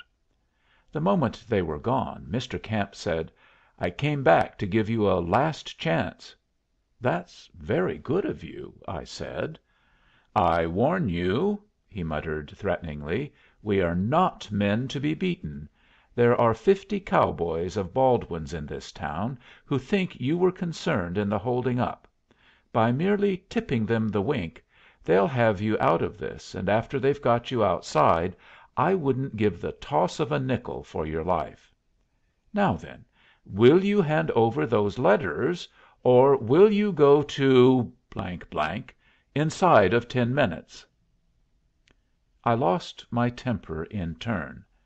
"I'd much prefer going to some place where I was less sure of meeting you," I retorted. "And as for the cowboys, you'll have to be as tricky with them as you want to be with me before you'll get them to back you up in your dirty work." At this point the sheriff called back to ask Camp if he was coming. "All right," cried Camp, and went to the door. "This is the last call," he snarled, pausing for a moment on the threshold. "I hope so," said I, more calmly in manner than in feeling, I have to acknowledge, for I didn't like the look of things. That they were in earnest I felt pretty certain, for I understood now why they had let my companions out of jail. They knew that angry cowboys were a trifle undiscriminating, and didn't care to risk hanging more than was necessary. A long time seemed to pass after they were gone, but in reality it wasn't more than 15 minutes before I heard some one steal up and softly unlock the door. I confess the evident endeavor to do it quietly gave me a scare, for it seemed to me it couldn't be an above board movement. Thinking this, I picked up the box on which I had been sitting and prepared to make the best fight I could. It was a good deal of relief, therefore, when the door opened just wide enough for a man to put in his head, and I heard the sheriff's voice say softly, "Hi, Gordon." I was at the door in an instant, and asked, "What's up?" "They're getting the fellers together and saying that you shot a woman in the hold up." "It's an infernal lie," I said. "Sounds that way to me," assented the sheriff. "But 2/3 of the boys are drunk, and it's a long time since they've had any fun." "Well," I said, as calmly as I could, "are you going to stand by me?" "I would, Mr. Gordon," he replied, "if there was any good, but there ain't time to get a posse, and what's one Winchester against a mob of cowboys like them?" "If you'll lend me your gun," I said, "I'll show just what it is worth, without troubling you." "I'll do better than that," offered the sheriff. "And that's what I'm here for. Just sneak while there's time." "You mean?" I exclaimed. "That's it. I'm going away, and I'll leave the door unlocked. If you get clear let me know your address, and later if I want yer I'll send yer word." He took a grip on my fingers that numbed them, as if they had been caught in an air brake, and disappeared. I slipped out after the sheriff without loss of time. That there wasn't much to spare was shown by a crowd with some torches down the street, collected in front of a saloon. They were making a good deal of noise, even for the West. Evidently the flame was being fanned. Not wasting time, I struck for the railroad, because I knew the geography of that best, but still more because I wanted to get to the station. It was a big risk to go there, but it was one I was willing to take for the object I had in view, and, since I had to take it, it was safest to get through with the job before the discovery was made that I was no longer in jail. It didn't take me 3 minutes to reach the station. The whole place was black as a coal dumper, except for the slices of light which shone through the cracks of the curtained windows in the specials, the dim light of the lamp in the station, and the glow of the row of saloons 200 feet away. I was afraid, however, that there might be a spy lurking somewhere, for it was likely that Camp would hope to get some clue of the letters by keeping a watch on the station and the cars. Thinking boldness the safest course, I walked on to the platform without hesitation and went into the station. The night man was sitting in his chair, nodding, but he waked up the moment I spoke. "Don't speak my name," I said warningly, as he struggled to his feet. and then in the fewest possible words I told him what I wanted of him: to find if the pony I had ridden, Camp's or Baldwin's, was in town, and, if so, to learn where it was, and to get the letters on the quiet from under the saddle flap. I chose this man, first because I could trust him, and next because I had only one of the Cullens as an alternative, and if any of them went sneaking round it would be sure to attract attention. "The moment you have the letters, put them in the station safe," I ended, "and then get word to me." "And where'll you be, Mr. Gordon?" asked the man. "Is there any place about here that's a safe hiding spot for a few hours?" I asked. "I want to stay till I'm sure those letters are safe, and after that I'll steal on board the first train that comes along." "Then you'll want to be near here," said the man. "I'll tell you. I've got just the place for you. The platform's boarded in all around, but I noticed one plank that's loose at one end, right at this nigh corner, and if you just pry it open enough to get in, and then pull the board in place, they'll never find you." "That will do," I said. "And when the letters are safe, come out on the platform, walk up and down once, bang the door twice, and then say, 'That way freight is late.' And if you get a chance, tell one of the Cullens where I'm hidden."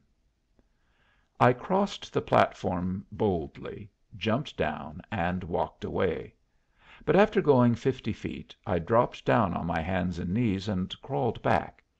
Inside of 2 minutes I was safely stowed away under the platform, in about as neat a hiding place as a man could ask.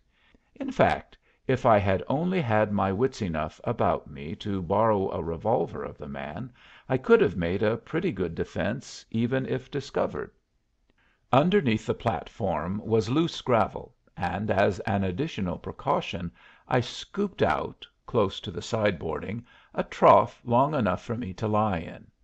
Then I got into the hole, shoveled the sand over my legs, and piled the rest up in a heap close to me, so that by a few sweeps of my arm I could cover my whole body, leaving only my mouth and nose exposed, and those below the level.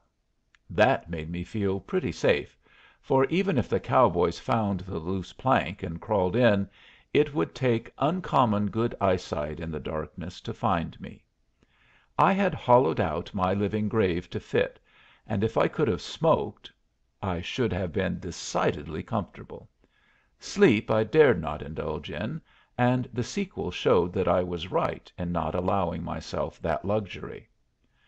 I hadn't much more than comfortably settled myself, and let thoughts of a cigar and a nap flit through my mind, when a row up the street showed that the jail breaking had been discovered.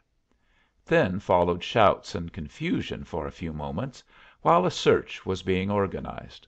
I heard some horsemen ride over the tracks, and also down the street, followed by the hurried footsteps of half a dozen men. Some banged at the doors of the specials, while others knocked at the station door. One of the Cullens' servants opened the door of 218, and I heard the sheriff's voice telling him he'd got to search the car. The darkey protested, saying that the gemmen was all away, and only the miss inside. The row brought Miss Cullen to the door, and I heard her ask what was the matter. "Sorry to trouble yer, miss," said the sheriff, "but a prisoner has broken jail, and we've got to look for him." "Escaped!" cried Madge, joyfully. "How?" "That's just what gets away with me," marveled the sheriff. "My idee is " "Don't waste time on theories," said Camp's voice, angrily. "Search the car." "Sorry to discommode a lady," apologized the sheriff, gallantly, "but if we may just look around a little." "My father and brothers went out a few minutes ago," said Madge, hesitatingly, "and I don't know if they would be willing." Camp laughed angrily, and ordered, "Stand aside there." "Don't you worry," said the sheriff. "If he's on the car he can't get away. We'll send a feller up for Mr. Cullen, and while we search Mr. Gordon's car and the station." They set about it at once, and used up 10 minutes in the task. Then I heard Camp say, Come, we can't wait all night for permission to search this car. Go ahead." "I hope you'll wait till my father comes," begged Madge. "Now go slow, Mr. Camp," said the sheriff. "We mustn't discomfort the lady if we can avoid it." "I believe you're wasting time in order to help him escape," snapped Camp. "Nothing of the kind," denied the sheriff. "If you won't do your duty, I'll take the law into my own hands and order the car searched," sputtered Camp, so angry as hardly to be able to articulate. "Look a here," growled the sheriff, "who are yer saying all this to, anyway? If you're talking to me, say so right off." "All I mean," hastily said Camp, "is that it's your duty, in your honorable position, to search this car." "I don't need no instructin' in my dooty as sheriff," retorted the official. "But a bigger duty is what is owin' to the feminine sex. When a female is in question, a gentleman, Mr. Camp, yes, sir, a gentleman, is in duty bound to be perlite." "Politeness be !" swore Camp. "Git as angry as yer please," roared the sheriff, wrathfully, "but me if any cuss has a right to use such talk in the presence of a lady." Chapter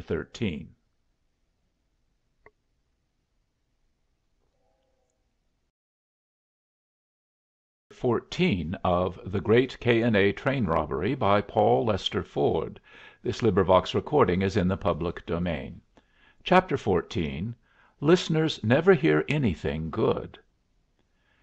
Before I had ceased chuckling over the sheriff's indignant declaration of the canons of etiquette, I heard Mr. Cullen's voice demanding to know what the trouble was, and it was quickly explained to him that I had escaped.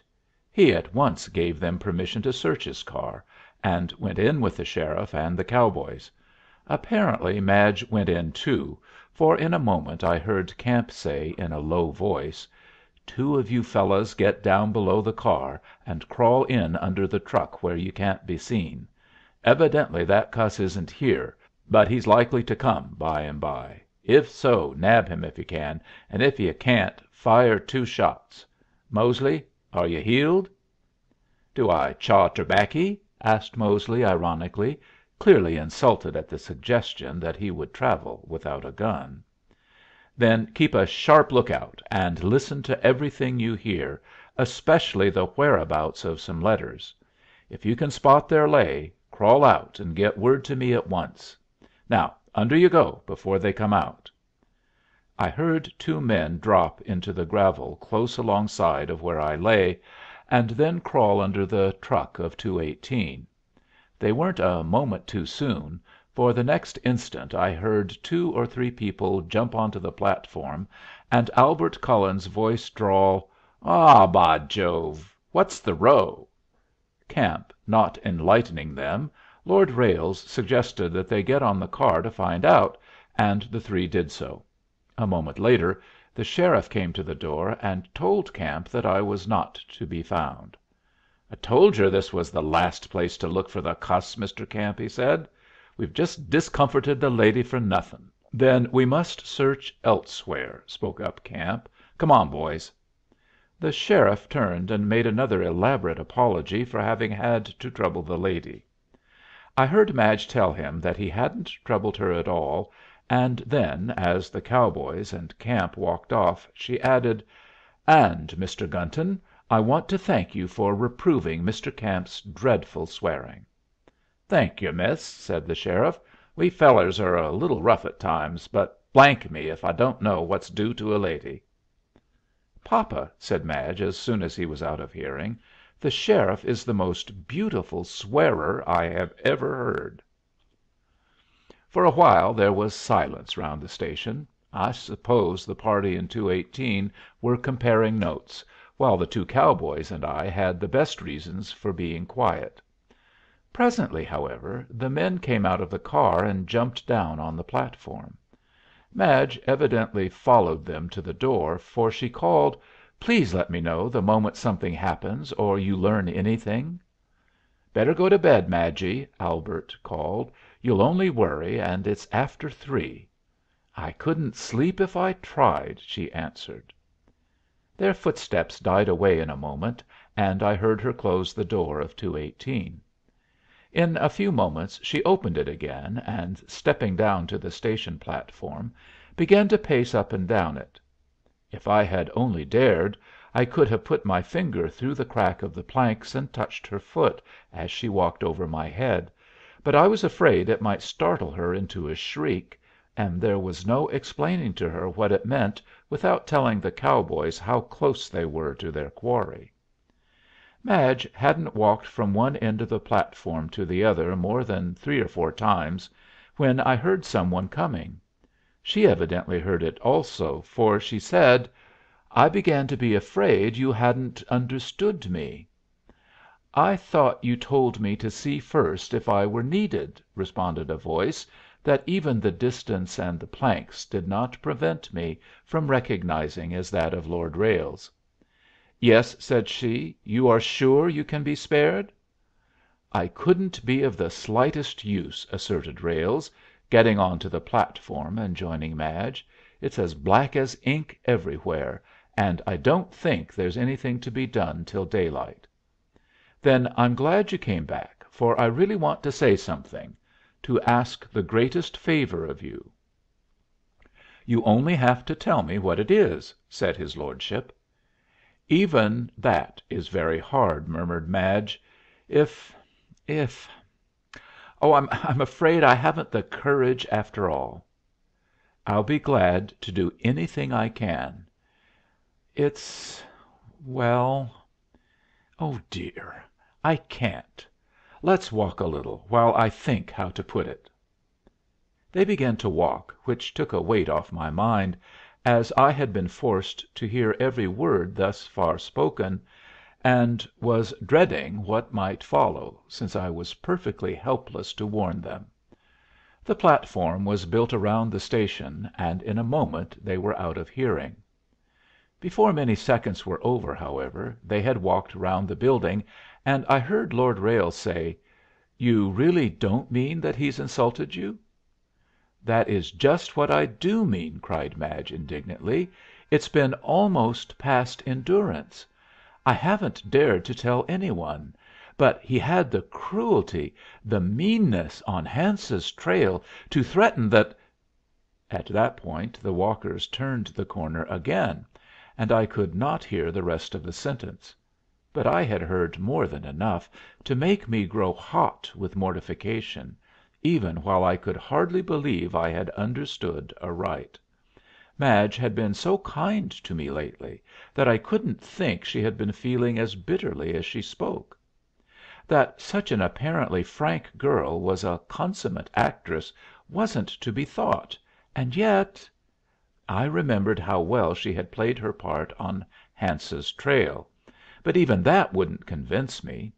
Proof of her duplicity came quickly enough, for while I was still thinking the walkers were around again, and Lord Ralles was saying, "Why haven't you complained to your father or brothers?" "Because I knew they would resent his conduct to me, and " "Of course they would!" cried her companion, interrupting. "But why should you object to that?" "Because of the letters," explained Madge. "Don't you see that if we made him angry he would betray us to Mr. Camp, and " Then they passed out of hearing, leaving me almost desperate, both at being an eavesdropper to such a conversation, and that Madge could think so meanly of me. To say it, too, to Lord Ralles made it cut all the deeper, as any fellow who has been in love will understand. Round they came again in a moment, and I braced myself for the lash of the whip that I felt was coming. I didn't escape it, for Madge was saying, "Can you conceive of a man pretending to care for a girl and yet treating her so? I can't tell you the grief, the mortification I have endured." She spoke with a half sob in her throat, as if she was struggling not to cry, which made me wish I had never been born. "It's been all I could do to control myself in his presence. I have come so utterly to hate and despise him," she added. "I don't wonder," growled Lord Ralles. "My only surprise is " With that they passed out of hearing again, leaving me fairly desperate with shame, grief, and, I'm afraid, with anger. I felt at once guilty and yet wronged. I knew my conduct on the trail must have seemed to her ungentlemanly, because I had never dared to explain that my action there had been a pure bluff, and that I wouldn't have really searched her for well, for anything. But though she might think badly of me for that, yet I had done my best to counterbalance it, and was running big risks, both present and eventual, for Madge's sake. Yet here she was acknowledging that thus far she had used me as a puppet, while all the time disliking me. It was a terrible blow, made all the harder by the fact that she was proving herself such a different girl from the one I loved, so different, in fact, that, despite what I had heard, I couldn't quite believe it of her, and found myself seeking to extenuate and even justify her conduct. While I was doing this they came within hearing, and Lord Ralles was speaking. "With you," he said, "but I still do not see what I can do, however much I may wish to serve you." "Can't you go to him and insist that he or tell him what I really feel towards him, or anything, in fact, to shame him? I really can't go on acting longer." That reached the limit of my endurance, and I crawled from my burrow, intending to get out from under that platform, whether I was caught or not. I know it was a foolish move. After having heard what I had, a little more or less was quite immaterial. But I entirely forgot my danger in the sting of what Madge had said, and my one thought was to stand face to face with her long enough to I'm sure I don't know what I intended to say. Just as I reached the plank, however, I heard Lord Ralles ask, "Who's that?" "It's me," said a voice, "the station agent." Then I heard a door close. Some one walked out to the centre of the platform and remarked, "That 'ere way freight is late." At last the letters were recovered. Chapter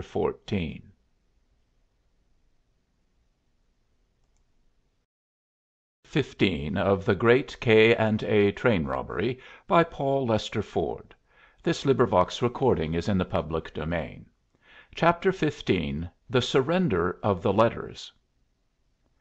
If the letters were safe, that was a good deal more than I was. The moment the station master had made his agreed upon announcement, he said to the walkers, "Had any news of Mr. Gordon?"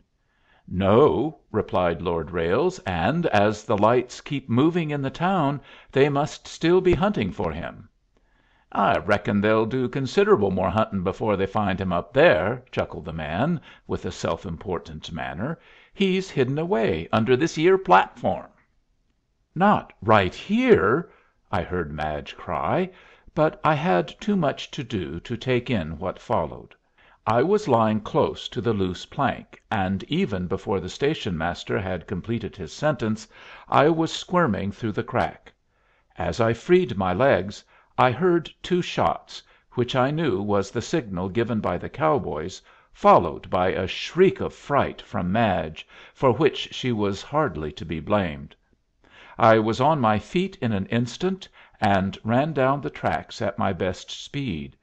It wasn't with much hope of escape, for, once out from under the planking, I found, what I had not before realized, that day was dawning, and already outlines at a distance could be seen. However, I was bound to do my best, and I did it. Before I had run 100 feet I could hear pursuers, and a moment later a revolver cracked, ploughing up the dust in front of me.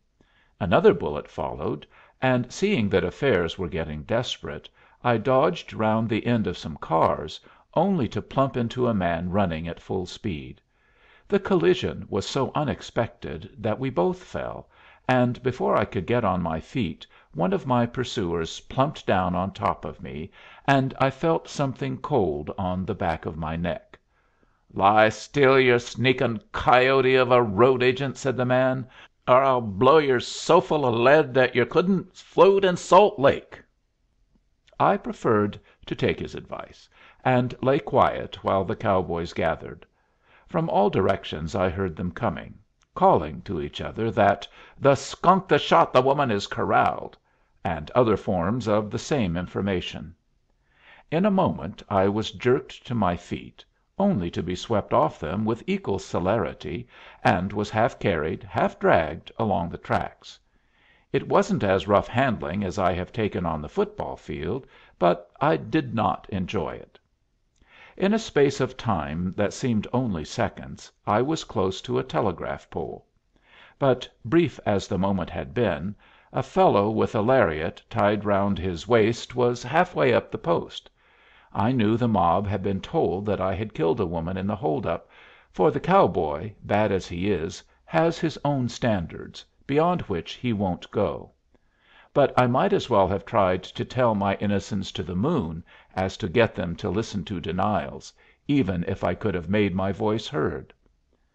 The lariat was dropped over the cross piece, and as a man adjusted the noose a sudden silence fell. I thought it was a little sense of what they were doing, but it was merely due to the command of Baldwin, who with Camp stood just outside the mob. "Let me say a word before you pull," he called, and then to me he said, "Now will you give up the property?" I was pretty pale and shaky, but I come of stiffish stock, and I wouldn't have backed down then, it seemed to me, if they had been going to boil me alive. I suppose it sounds foolish, and if I had had plenty of time I have no doubt my common sense would have made me crawl. Not having time, I was on the point of saying no, when the door of 218, which lay about 200 yards away, flew open, and out came Mr. Cullen, Fred, Albert, Lord Ralles, and Captain Ackland, all with rifles. Of course it was perfect desperation for the five to tackle the cowboys, but they were game to do it, all the same. How it would have ended I don't know, but as they sprang off the car platform Miss Cullen came out on it, and stood there, one hand holding on to the doorway, as if she needed support, and the other covering her heart. It was too far for me to see her face, but the whole attitude expressed such suffering that it was terrible to see. What was more, her position put her in range of every shot the cowboys might fire at the five as they charged. If I could have stopped them I would have done so, but since that was impossible, I cried, "Mr. Camp, I'll surrender the letters." "Hold on, boys," shouted Baldwin. "Wait till we get the property he stole." And, coming through the crowd, he threw the noose off my neck. "Don't shoot, Mr. Cullen," I yelled, as my friends halted and raised their rifles, and fortunately the cowboys had opened up enough to let them hear me and see that I was free of the rope. Escorted by Camp, Baldwin, and the cowboys, I walked towards them. On the way Baldwin said, in a low voice, "Deliver the letters, and we'll tell the boys there has been a mistake. Otherwise " When we came up to the five, I called to them that I had agreed to surrender the letters. While I was saying it, Miss Cullen joined them, and it was curious to see how respectfully the cowboys took off their hats and fell back. "You are quite right," Mr. Cullen called. "Give them the letters at once." "Oh, do, Mr. Gordon," said Madge, still white and breathless with emotion. "The money is nothing. Don't think " It was all she could say. I felt pretty small, but with Camp and Baldwin, now reinforced by Judge Wilson, I went to the station, ordered the agent to open the safe, took out the three letters, and handed them to Mr. Camp, realizing how poor Madge must have felt on Hance's trail. It was a pretty big take down to my pride, I tell you, and made all the worse by the way the three gloated over the letters and over our defeat. "We've taught you a lesson, young man," sneered Camp, as after opening the envelopes, to assure himself that the proxies were all right, he tucked them into his pocket. "And we'll teach you another one after to day's election." Just as he concluded, we heard outside the first note of a bugle, and as it sounded "by fours, column left," my heart gave a big jump, and the blood came rushing to my face. Camp, Baldwin, and Wilson broke for the door, but I got there first and prevented their escape. They tried to force their way through, but I hadn't blocked and interfered at football for nothing, and they might as well have tried to break through the Sierras. Discovering this, Camp whipped out his gun and told me to let them out. Being used to the West, I recognized the goodness of the argument and stepped out on the platform, giving them free passage. But the 20 seconds I had delayed them had cooked their goose, for outside was a squadron of cavalry swinging a circle round the station, and we had barely reached the platform when the bugle sounded "Halt," quickly followed by "Forward, left." As the ranks wheeled and closed up as a solid line about us, I could have cheered with delight. There was a moment's dramatic hush in which we could all hear the breathing of the winded horses, and then came the clatter of sword and spurs as an officer sprang from his saddle. "I want Richard Gordon," the officer called. I responded, "At your service, and badly in need of yours, Captain Singer." "Hope the delay hasn't spoilt things," said the captain. "We had a cursed fool of a guide, who took the wrong trail and ran us into Limestone Canyon, where we had to camp for the night." I explained the situation as quickly as I could, and the captain's eyes gleamed. "I'd have given a bad quarter to have got here 10 minutes sooner and ridden my men over those scoundrels," he muttered. "I saw them scatter as we rode up, and if I'd known what they'd been doing we'd have given them a volley." Then he walked over to Mr. Camp and said, "Give me those letters." "I hold those letters by virtue of an order," Camp began. "Give me those letters," the captain interrupted. "Do you intend a high handed interference with the civil authorities?" Judge Wilson demanded. "Come, come," said the captain, sternly. "You have taken forcible possession of United States property. Any talk about civil authorities is rubbish, and you know it." "I will never!" cried Mr. Camp. "Corporal Jackson, dismount a guard of 6 men," rang the captain's voice, interrupting him. Evidently something in the voice or order convinced Mr. Camp, for the letters were hastily produced and given to Singer, who at once handed them to me. I turned with them to the Cullens, and, laughing, quoted, "All's well that ends well." But they didn't seem to care a bit about the recovery of the letters, and only wanted to have a hand shake all around over my escape. Even Lord Ralles said, "Glad we could be of a little service," and didn't refuse my thanks, though the deuce knows they were badly enough expressed in my consciousness that I had done an ungentlemanly trick over those trousers of his, and that he had been above remembering it when I was in real danger. I'm ashamed enough to confess that when Miss Cullen held out her hand I made believe not to see it.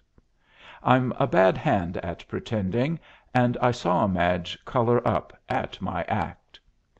The captain finally called me off to consult about our proceedings. I felt no very strong love for Camp, Baldwin, or Wilson, but I didn't see that a military arrest would accomplish anything, and after a little discussion it was decided to let them alone, as we could well afford to do, having won. This matter decided, I said to the captain, "I'll be obliged if you'll put a guard around my car, and then, if you and your officers will come inside it, I have something in a bottle recommended for removing alkali dust from the tonsils." "Very happy to test your prescription," responded Singer, genially. I started to go with him, but I couldn't resist turning to Mr. Camp and his friends and saying, "Gentlemen, The G.S. is a big affair, but it isn't quite big enough to fight the U.S. Chapter 16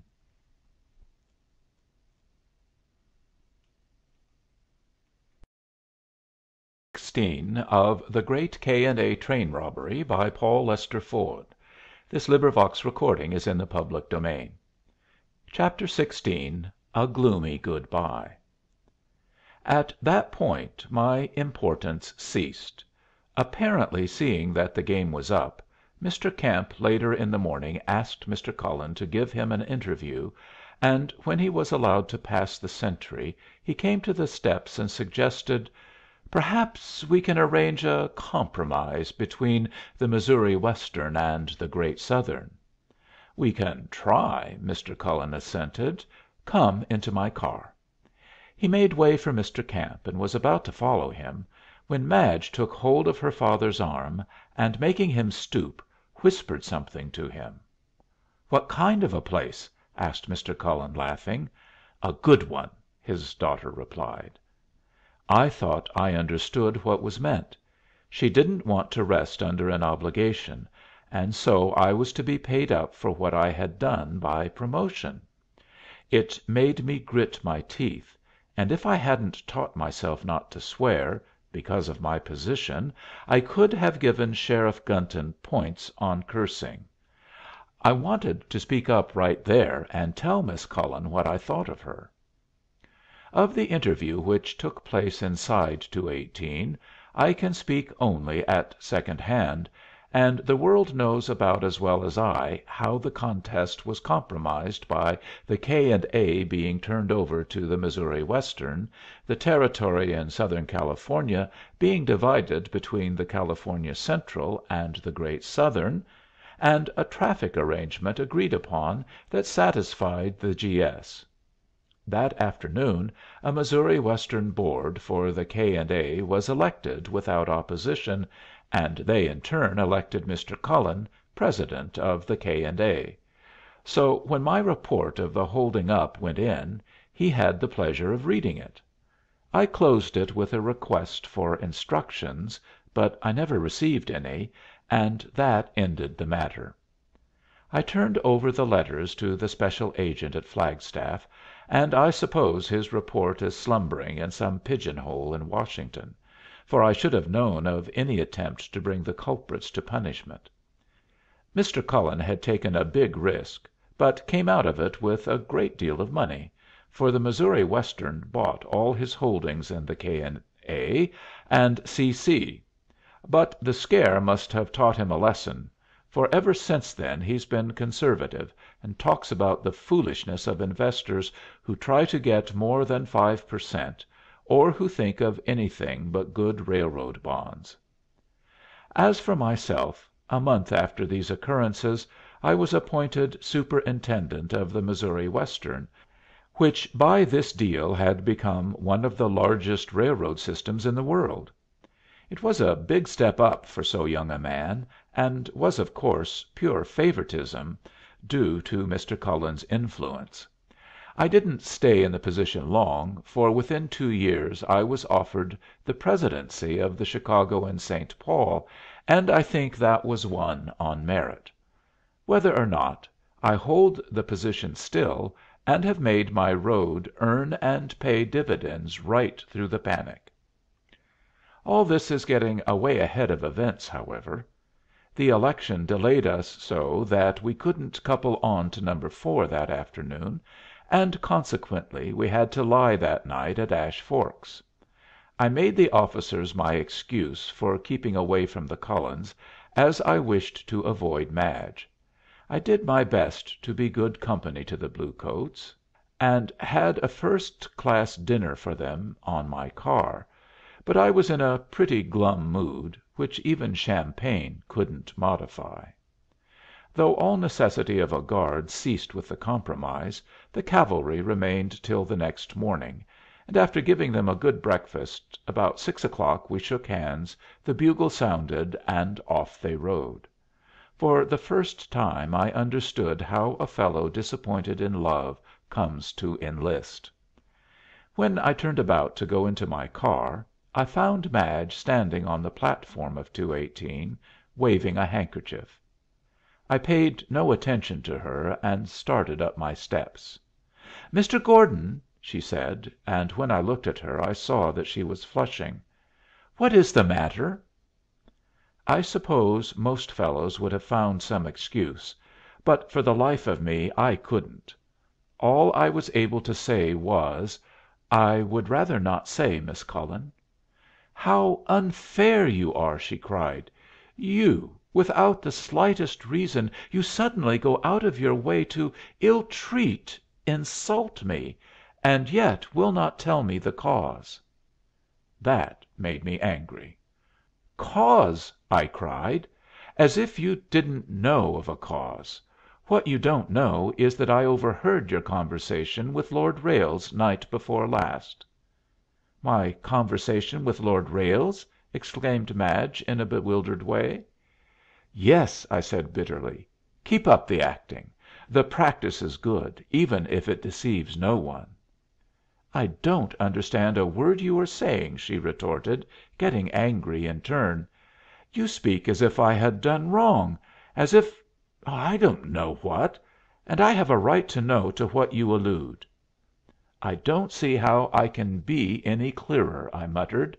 "I was under the station platform, hiding from the cowboys, while you and Lord Ralles were walking. I didn't want to be a listener, but I heard a good deal of what you said." "But I didn't walk with Lord Ralles," she cried. "The only person I walked with was Captain Ackland."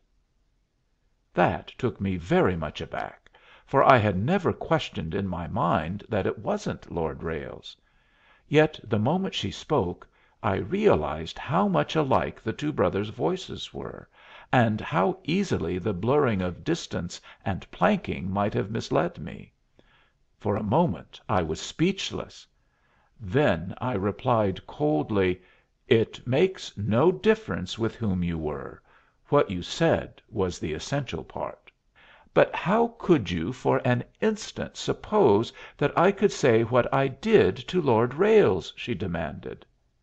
"I naturally thought he would be the one to whom you would appeal concerning my insulting conduct." Madge looked at me for a moment as if transfixed. Then she laughed, and cried, "Oh, you idiot!" While I still looked at her in equal amazement, she went on, "I beg your pardon, but you are so ridiculous that I had to say it. Why, I wasn't talking about you, but about Lord Ralles." "Lord Ralles!" I cried. "Yes." "I don't understand," I exclaimed. "Why, Lord Ralles has been oh, he's threatened that if I wouldn't that you mean he " I began, and then stopped, for I couldn't believe my ears. "Oh," she burst out, "of course you couldn't understand, and you probably despise me already. But if you knew how I scorn myself, Mr. Gordon, and what I have endured from that man, you would only pity me." Light broke on me suddenly. "Do you mean, Miss Cullen," I cried hotly, "that he's been cad enough to force his attentions upon you by threats?" "Yes. First he made me endure him because he was going to help us, and from the moment the robbery was done he has been threatening to tell. Oh, how I have suffered!" Then I said a very silly thing. "Miss Cullen," I groaned, "I'd give anything if I were only your brother." For a moment I really meant it. "I haven't dared to tell any of them," she explained, "because I knew they would resent it, and make Lord Ralles angry, and then he would tell, and so ruin papa. It seemed such a little thing to bear for his sake, but oh, it's been I suppose you despise me." "I never dreamed of despising you," I said. "I only thought, of course, seeing what I did, and you were fond no, that is, I mean, well, the beast!" I couldn't help exclaiming. "Oh," said Madge, blushing and stammering breathlessly, "you mustn't think. there was really you happened to usually I manage to keep with papa or my brothers, or else run away, as I did when he interrupted my letter writing. When you thought we had but I was nothing it was nothing of the I kept away just but the night of the robbery I forgot, and on the trail his mule blocked the path. He never there really wasn't you saved me the only times he that he was really rude, and I am so grateful for it, Mr. Gordon." I wasn't in a mood to enjoy even Miss Cullen's gratitude. Without stopping for words, I dashed into 218, and going straight to Albert Cullen, I shook him out of a sound sleep, and before he could well understand me I was alternately swearing at him and raging at Lord Ralles. Finally he got the truth through his head, and it was nuts to me, even in my rage, to see how his English drawl disappeared, and how quick he could be when he really became excited. I left him hurrying into his clothes and went to my car, for I didn't dare to see the exodus of Lord Ralles, through fear that I couldn't behave myself. Albert came into 97 in a few moments to say that the Englishmen were going to the hotel as soon as dressed, the captain having elected to stay by his brother. "I wouldn't have believed it of Ralles. I feel jolly cut up, you know," he drawled. I had been so enraged over Lord Ralles that I hadn't stopped to reckon in what position I stood myself towards Miss Cullen. But I didn't have to do much thinking to know that I had behaved about as badly as was possible for me; and the worst of it was that she could not know that right through the whole I had never quite been able to think badly of her. I went out on the platform of the station, and was lucky enough to find her there alone. "Miss Cullen," I said, "I've been ungentlemanly and suspicious, and I'm about as ashamed of myself as a man can be and not jump into the Grand Cañon. I've not come to you to ask your forgiveness, for I can't forgive myself, much less expect it of you, but I want you to know how I feel, and if there's any reparation, apology, anything that you'd like, I'll " Madge interrupted my speech there by holding out her hand. "You don't suppose," she said, "that after all you have done for us I could be angry over what was merely a mistake?" That's what I call a trump of a girl, worth loving for a lifetime. Well, we coupled on to Number 2 that morning and started east, this time Mr. Cullen's car being the "ender." All on 218 were wildly jubilant, as was natural, but I kept growing bluer and bluer. I took a farewell dinner on their car, the night we were due in Albuquerque, and afterwards Miss Cullen and I went out and sat on the back platform. "I've had enough adventures to talk about for a year," Madge said, as we chatted the whole thing over, "and you can no longer brag that the K. & A. has never had a robbery, even if you didn't lose anything." "I have lost something," I sighed sadly. Madge looked at me quickly, started to speak, hesitated, and then said, "Oh, Mr. Gordon, if you only could know how badly I have felt about that, and how I appreciate the sacrifice." I had only meant that I had lost my heart, and, for that matter, probably my head, for it would have been ungenerous even to hint to Miss Cullen that I had made any sacrifice of conscience for her sake, and I would as soon have asked her to pay for it in money as to have told her. "You mustn't think " I began. "I have felt," she continued, "that your wish to serve us made you do something you never would have otherwise done, for well, you any one can see how truthful and honest and it has made me feel so badly that we oh, Mr. Gordon, no one has a right to do wrong in this world, for it brings such sadness and danger to innocent and you have been so generous." I couldn't let this go on. What I did, I told her, was to fight fire with fire, and no one is responsible for it but myself. "I should like to think that, but I can't," she said.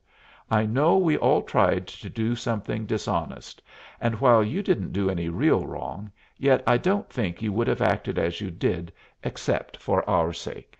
And I'm afraid you may some day regret " "I sha'n't!" I cried, and so far from meaning that I had lost my self respect, I was alluding to quite another thing.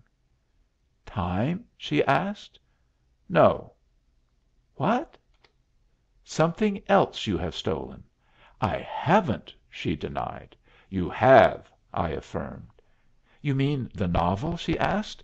"Because I sent it in to 97 to night?" "I don't mean the novel."